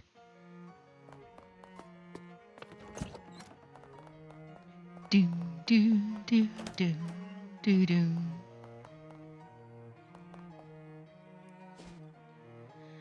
Let's go back to the pet store since we actually have enough meat to buy a pet now. You noticed a particularly cobweb-strewn copse of trees, and as you get near it, you catch a glimpse of a big hole full of spiders in the middle of it. You can just barely read the old wooden sign next to it declaring the world that the whole belongs to Beppo. Well, we're definitely not going to look at it right now.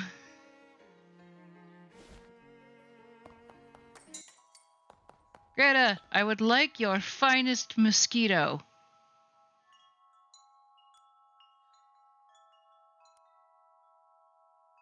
I'll take the mosquito.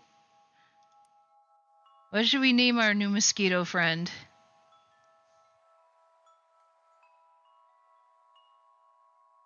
Actually, Buzz would be kind of... because I was thinking Buzz Aldrin.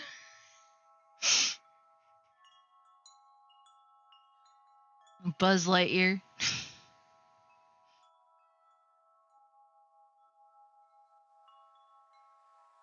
In fact, I might just do that.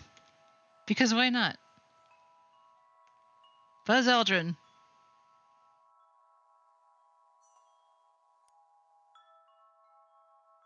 You now have Buzz Aldrin the mosquito. Thanks, Greta.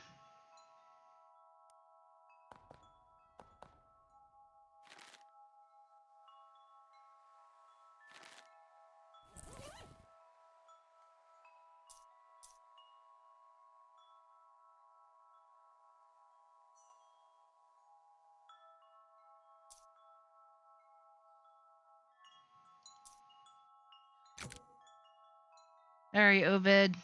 Perchance the turtle.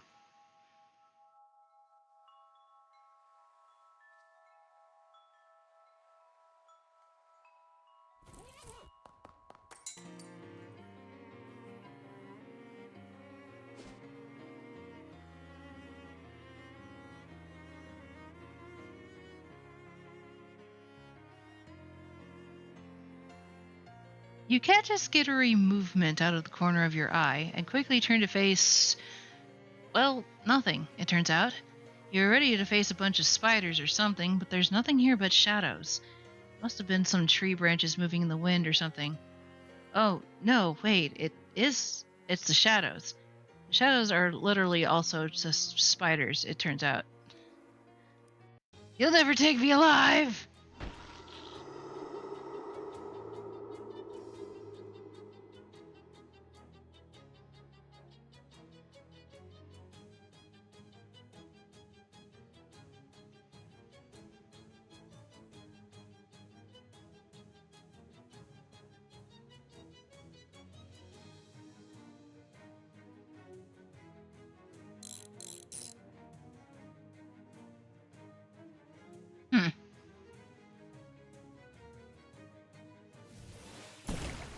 Zim monster!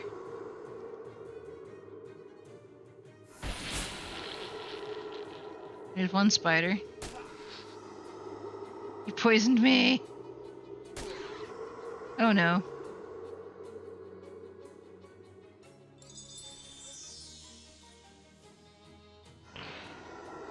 Dagnabbit!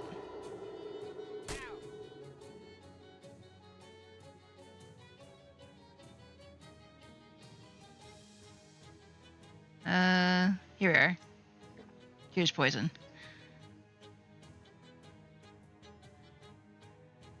Hocus Swiss hocus.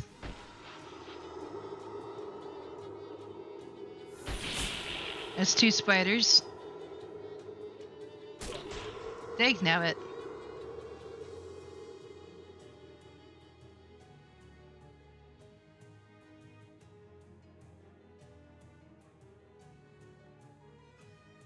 Can we pet the spiders? No.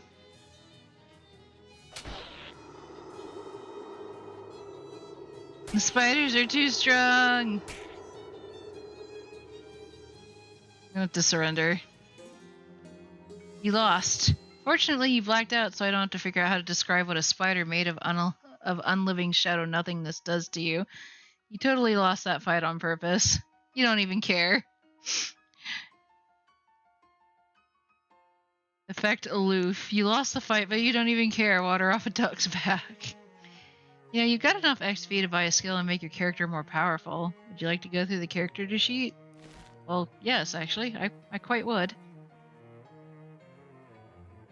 Currently equipped what?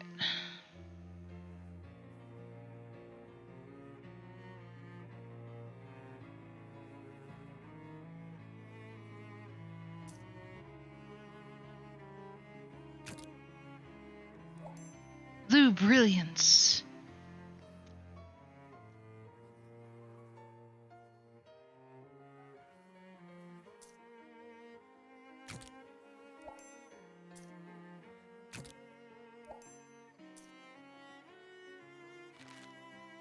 Alright, well, there we go.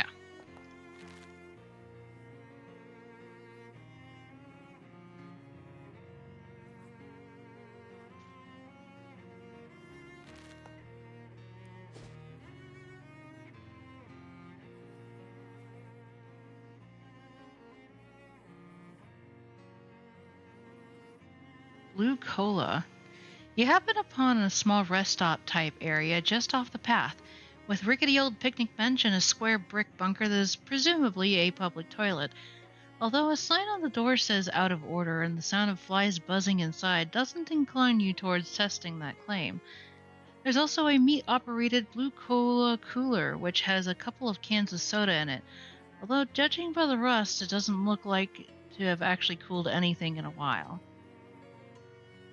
Check the meat return slot. Buy a soda. You drop your meat into the slot and turn the crank.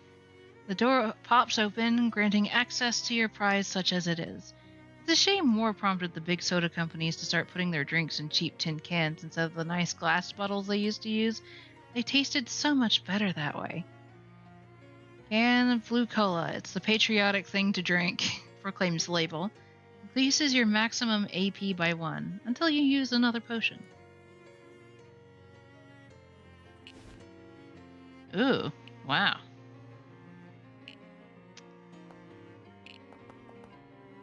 A heated fishing rod cooks the trash from the inside.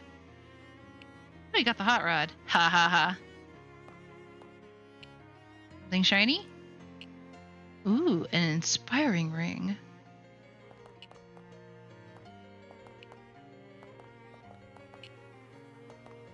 This pile of trash must be especially appealing to flies. Gabby, you're in my way.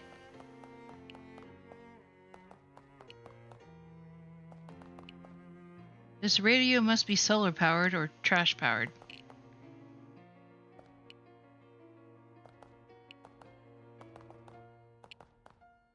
A hobo was trying to wrestle a stove out of a pile of trash. Howdy, I'm Beanie. Hi, Beanie. I'm Rufus. What are you up to? I'm trying to get the stove so as I can haul it back to the hobo camp outside of Ocean City. Oh, you know about the camp? Yep, I'll be cooking up a mess of beans once I get the stove back there, let me tell you. You have any hobo code for me? Sure, heck, I know a couple different dozen symbols for beans. Wouldn't be enough? They all look pretty similar now that you mention it. Unfortunately, I don't have enough muscle to help him right now.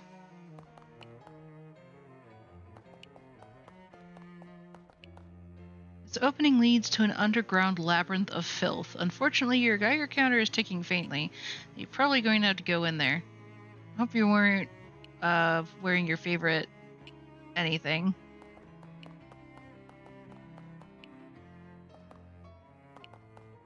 Sleeves armor for that.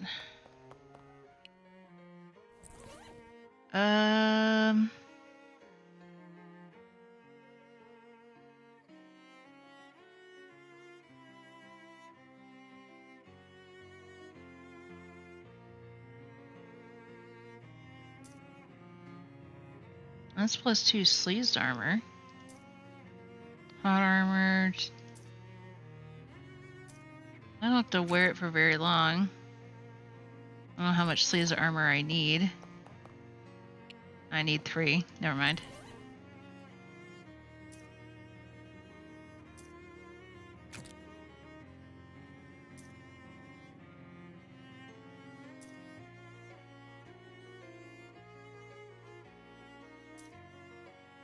Moxie, reporter's cuffs, welding gloves, uncursed fedora.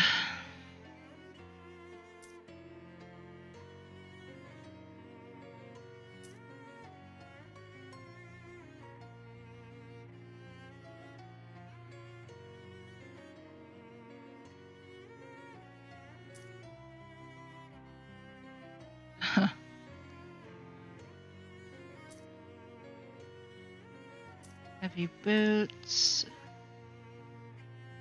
Hmm.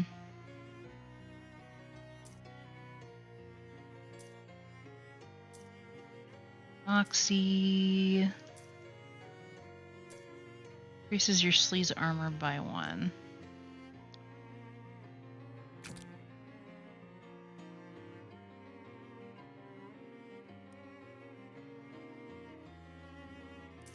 You can safely kiss anything. In that case, I can use that plus the waxed slacks. Huzzah! You got the nasty spoon. From the looks of it, the spoon has been used to eat a lot of unspeakable chowders. Grab a nasty old spoon from the pile and use it to dig through the gloop. You don't find anything, so you just keep the spoon. I don't know why you'd keep that spoon, but you did. Great. This would need stench armor. I don't think I have anything for stench.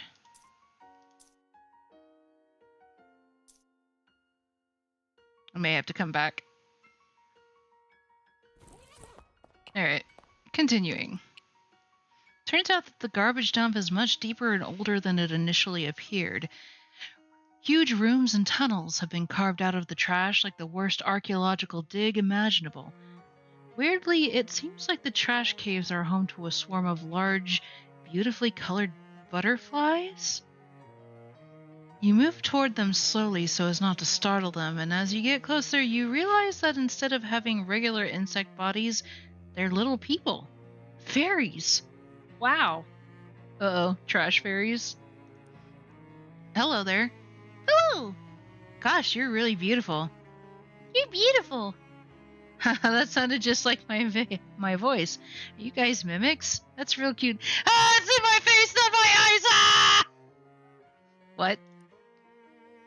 Ah, what the heck? You swat away a fairy that has fluttered up next to you and attempted to stab you in the neck with a rusty needle. Hey! Okay, I'll just be on my way. Look out, Jim, that one's got a gun! Indeed, another fairy is approaching, lugging a full-sized, snub-nosed revolver in its little arm. Hello, beautiful. Run! An ironically half-buried shovel here. For digging. There are a lot of fairies. The fairy burrow. Ringing this bell would certainly stir up some angry fairies. Squeeze through. I would need more moxie for that.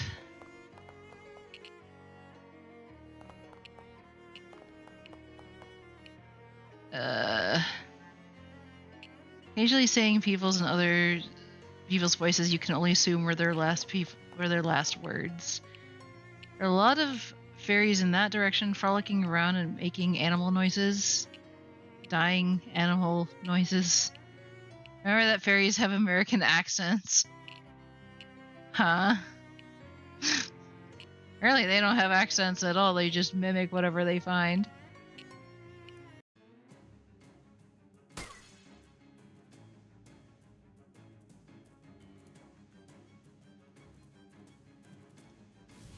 Presto Camberto!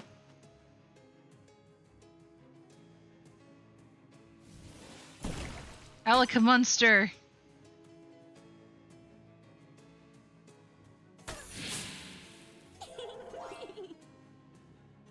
Oh no. Dang.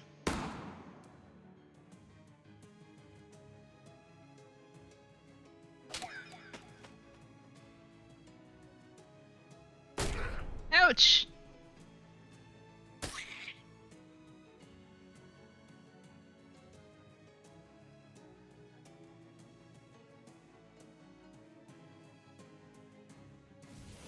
Alaka Swiss!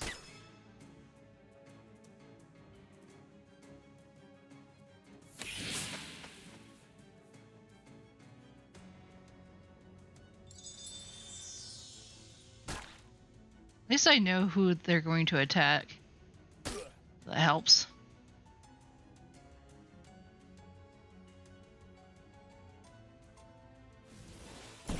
Africa mozzarella!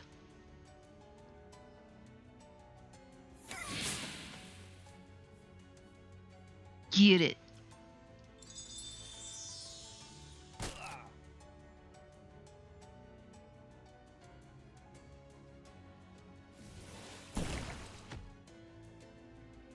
We did it! You won! Your reward is getting to explore further in a literal garbage tunnel. Okay, don't pout. You can have some loot too. You got the fairy star wand. This tiny one is tipped with a star made of solid gold. Don't get too excited though, because it's only like a 1/10 of an ounce. Hello, fat cat! Oh, from metaphor. Okay, I get what you mean. I understand now. Fairy knife. This knife is too small for you to get a good grip with your big, clumsy human hands. Causes target to bleed for 3 turns. Well, now that I have more XP... I don't have enough for that. Okay. I'll have to wait. Of course there's more. Nasty book is half buried in the nasty ground here. I don't have enough muscle for that. Click, click, click. Let's go. There's a whole flock of fairies here, all armed with rusty needles. It's almost like they're practicing their fencing skills, but their fighting style is so chaotic, it's hard to tell. Fight the flock! Go, Buzz! You're attempting to extinct the fairies. Let's go. Yeah, that was awesome. Got a fairy skull wand. This tiny one is tipped with a fairy skull, which is like a human skull, except it's only about 1 inch in diameter.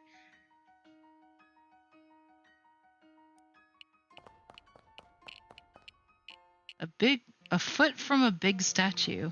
That's how far you are away from this and what it is. Seems pretty depressed. Talk to it. You listen to the statue. It's sad about the passage of time, but you manage to make it feel a little better by reminding it that it's still a really big, really strong foot. It gives you some toe jam as a gesture of thanks.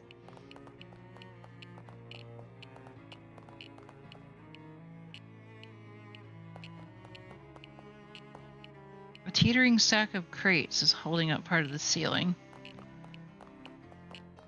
Oh dear. Oh well, apparently that works just fine. Unsafe staircase-like heap. That was extremely lucky. Tell me about it. Oh. It just brought me back to the surface. Interesting. Well.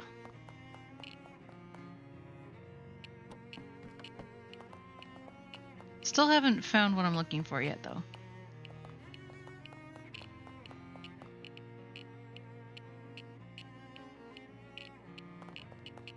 Oh. Cow skull. Got the mounted cow skull. It's always hard to tell whether one of these is part of a normal cow somebody killed for sport, or the entirety of a horrible floating cow skull somebody killed in self-defense.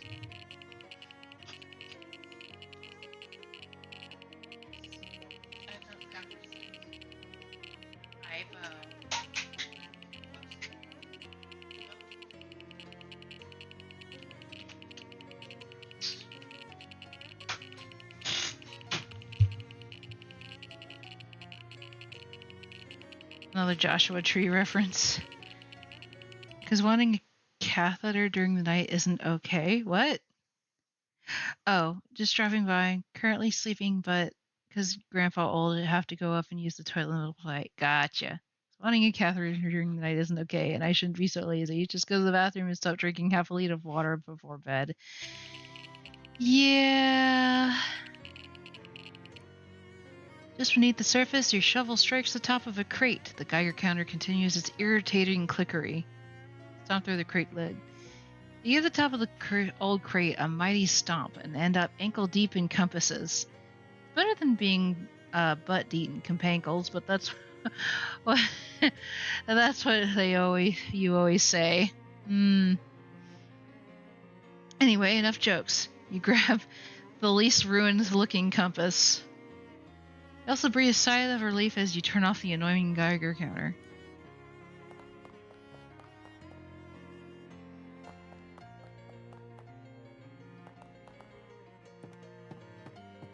Sweet.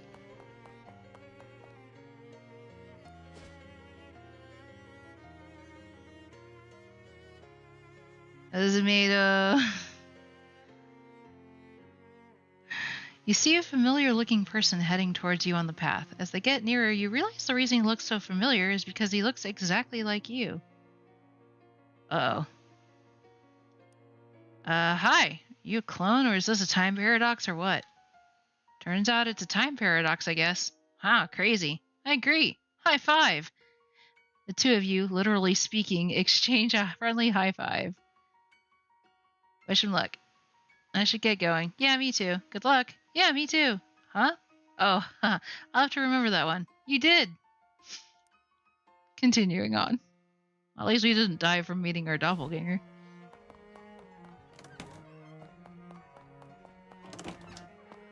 I have your compass, sir. Hello again. You find the old compass you were looking for? Sure did. What do you think? I could use a good polish, but it seems to be in good condition. Alright, I'll swap you. Let me get that old Geiger counter back from you, too. Thanks. Yep, no problem. Get along now. I got a lot of important nothing to take care of.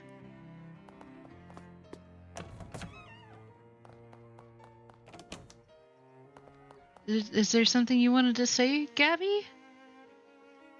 This is fun, getting into fights. You like a good fight, Gabby? Yes, there's not usually so many fights around here. What an excitement it is. Unless you do a lot of slapping. You know how to make a fist? A what? Here, look. You curl your fingers in like this and put your thumb over them here. That's a fist. You squeeze all that tight and hit people with these knuckles here. It's more powerful than a slap. Wow, keen as peach. Gabby's slap now deals 3 additional damage. Curse compass. Oh joy. Indeed. Back to Ocean City. We have the compass. Oh good. Not too much of an ordeal, I hope. Could have been worse, I guess. There were some horrible fairies. What? No, don't tell me. Just uncurse that thing and get some rest. Okay. I think the next artifact is a book. I'll have a location narrowed down by morning. Sounds good. Oh, you know what? I forgot to go to the distillery.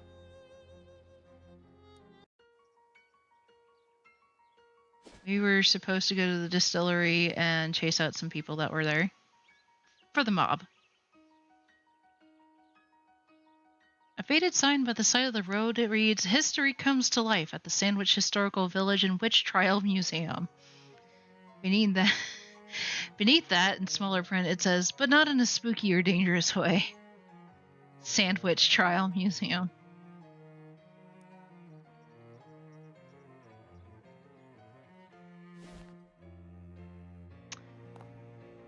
A spooky-looking lady is guarding the front of the old distillery. Presumably she's a vampire? She looks spooky enough to be a vampire. Is that racist? She glares at you as you approach, her eyes flashing blood red. Begone from this place. You have no business here. I do, actually, and I'd like for you to invite me inside.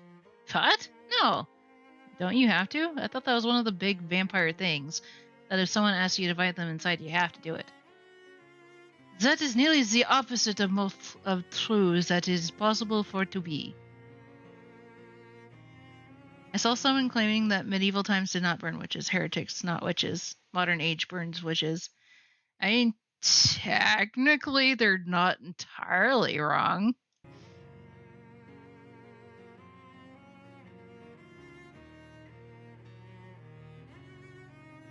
But yeah, I think I know which video you were talking about. Oh, darn. Leave this place at once, or the consequences will be most dire. Oh, come on, don't be like that. What's eating you? If you do not leave, the question will be what is eating you. And the answer will be Me. That was pretty good. Yeah, you really set me up for that one. Threaten her with Mrs. God, I don't have Bewitch. Guess we're just fighting. Actually, it's just one vampire, you think to yourself as you crack your knuckles and or ready your weapon. How hard could this be? As if she heard your thoughts, she snaps her fingers and a couple of slavering, not quite human creatures emerge from the shadows behind her. Oh, great. Oh, no. What are these? Vampire thrall.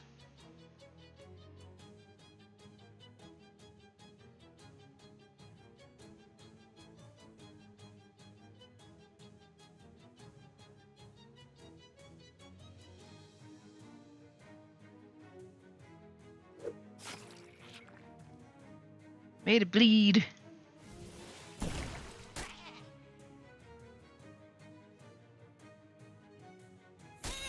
Take him out before he goes after my mosquito.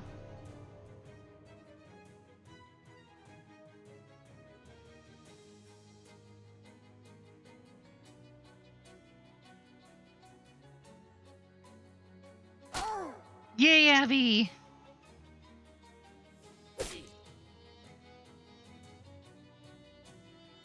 Go Buzz!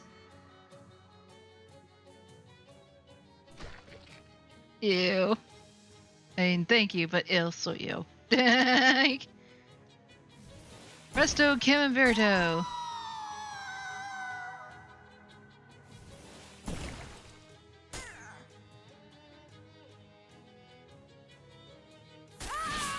We did it! Your mosquito injects you with vampire blood. Do you turn? Apparently not. I have to go back to sleep. I hope to see you soon. Say hi to Ty. Will do. He's asleep now too, so I totally understand.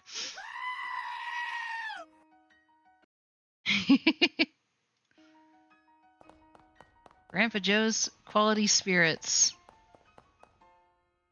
There's decent sized gaps in the boards here. We squeeze through. We can make some potions. I can make fancy potions. Anabolic agonist. Okay. Nice. Most everything on the shelf is busted up trash, but there's one unsmashed crate of booze. We got the crate of vodka.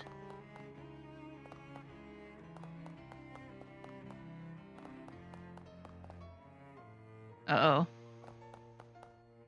Some hobo code is painted on the side of this barrel. I don't know enough hobo code. There's a bunch of vampires hanging out in here, and it probably shouldn't surprise you that they've noticed you.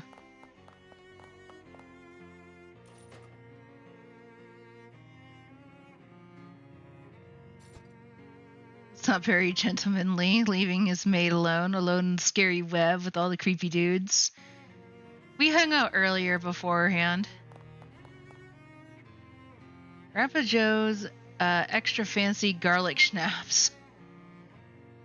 Maybe it wasn't prohibition that put this place out of business. I don't have any stench armor.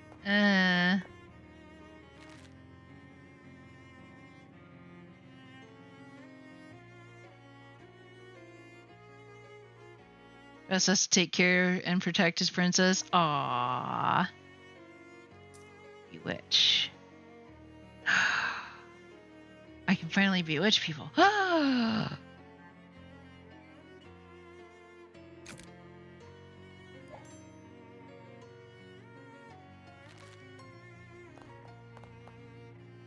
don't have enough hobo knowledge. Sigh. I feel I'm probably gonna regret this. Wait, where's Gabby? Oh, she can't fit. Oh no. Oh dear.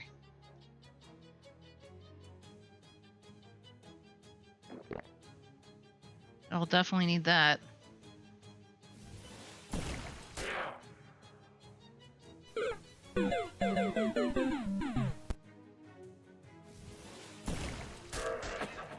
Alakaguda!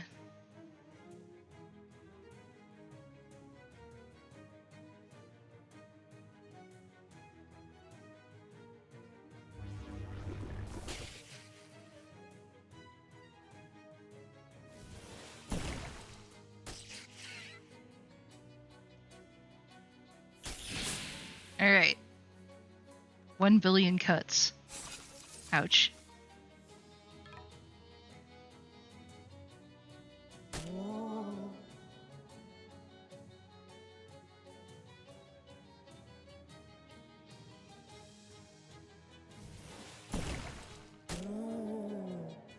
Hmm.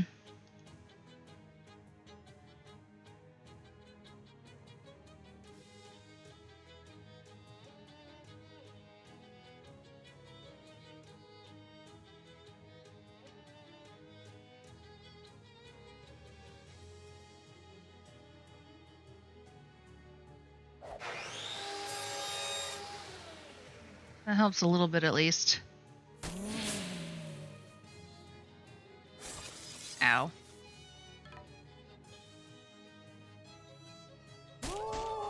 We did it! You won! Unfortunately, a bunch more vampires that were lounging in the rear of the building are now getting up to see what all the fuss is about. Got some cosmetic wine. Vampires' metabolism won't process whale wine, but vampires still want to look like cool wine people.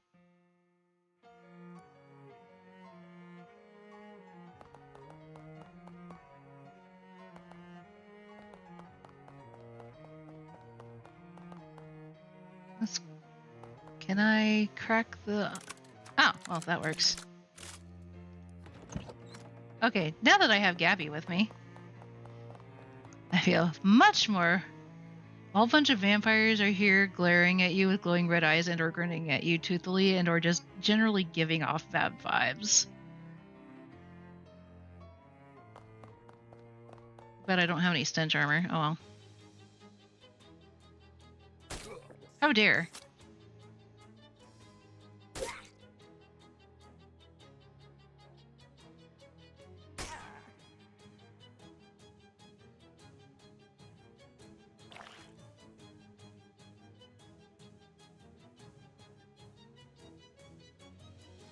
You know, do the Degeneration X move to them?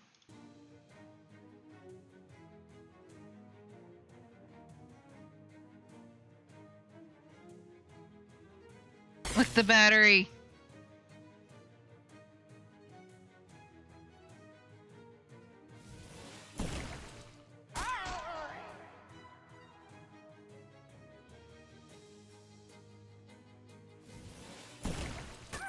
Presto Chidaro!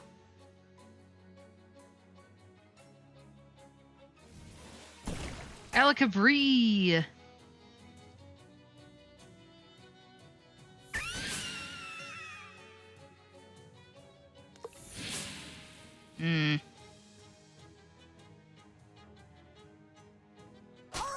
Definitely want to get rid of that one.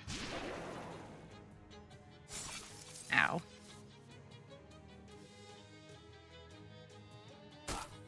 Also, ow.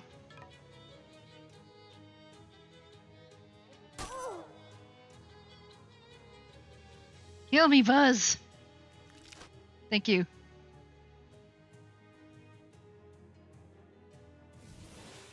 Elica Parmesan!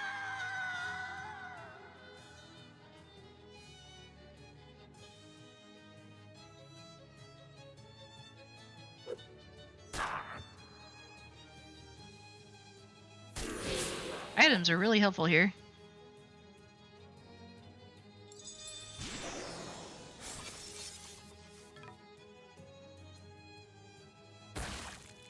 Nice.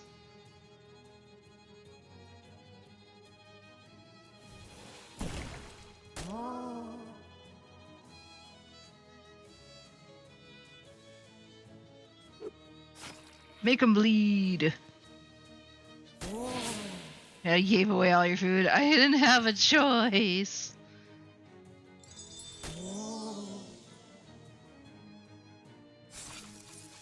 Jeez. Ah!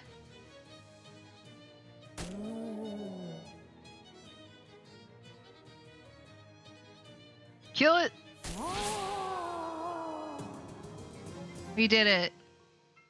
You won. They should call you Dr. Van Helsing after the character in that book who also killed a bunch of vampires. As far as you can tell, this place is cleared out now. That should satisfy Dom Toblerone and his boss. You gain 10 XP. You also now have the Vampire Skull Cap. And a blue doll. It's a piping hot strudel filled with blood. Ew. Instead of, I don't know, raspberries or whatever strudels normally have in them. Makes you immune to bleeding until you eat something else. Got the crate booze. What's in here? Our porpoise torque. This type of necklace is called a torque because it stays on your neck due to a torque rather than any kind of clasp or hook or whatever. Got the mood ring. What kind of mood rings you've been thinking of haven't been invented yet, and you're not sure how that makes you feel. Probably it makes you feel a different way every time you walk into a new room. Got vampire boots. These were invented when a cobbler accidentally mispronounced vampire bats. Makes you float like a spooky vampire.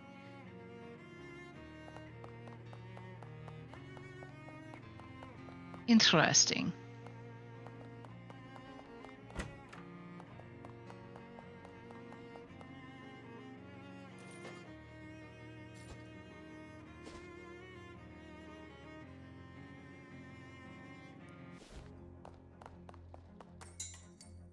Alright guys, I think I'm probably gonna have to stop here.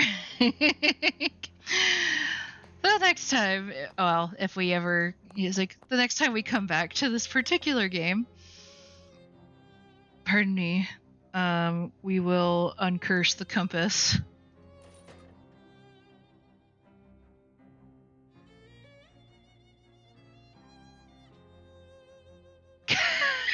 I just saw these. You won't encounter any spiders. You will encounter so many spiders. What's this? This option is haunted. Woo! That's great. Anyway.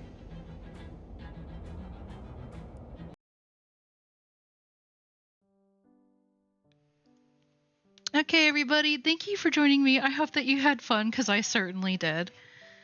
We will, of course, be back on Tuesday with more Lunar. We're getting close to the end of that game, so at least there's that.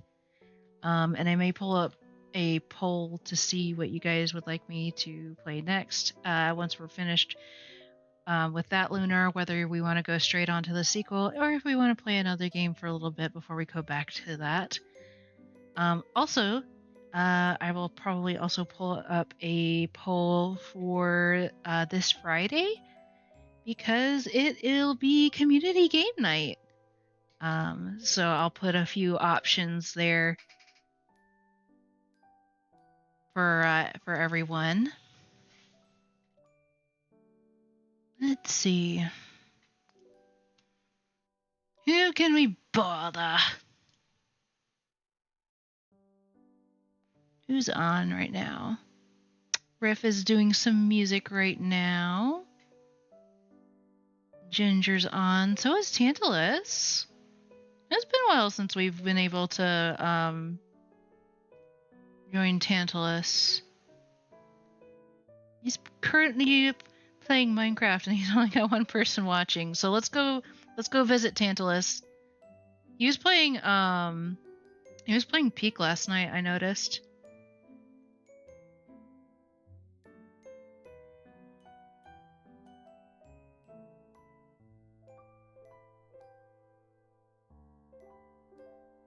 Alright, raid channel. Oh, before I do that.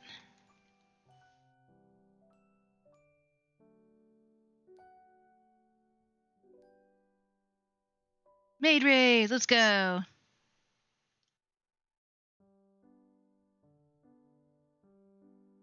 Alright, everybody, be good for Tantalus. Have a good night, and hopefully I will see you on Tuesday, but if I do not, I will see you all in the next one. Bye-bye!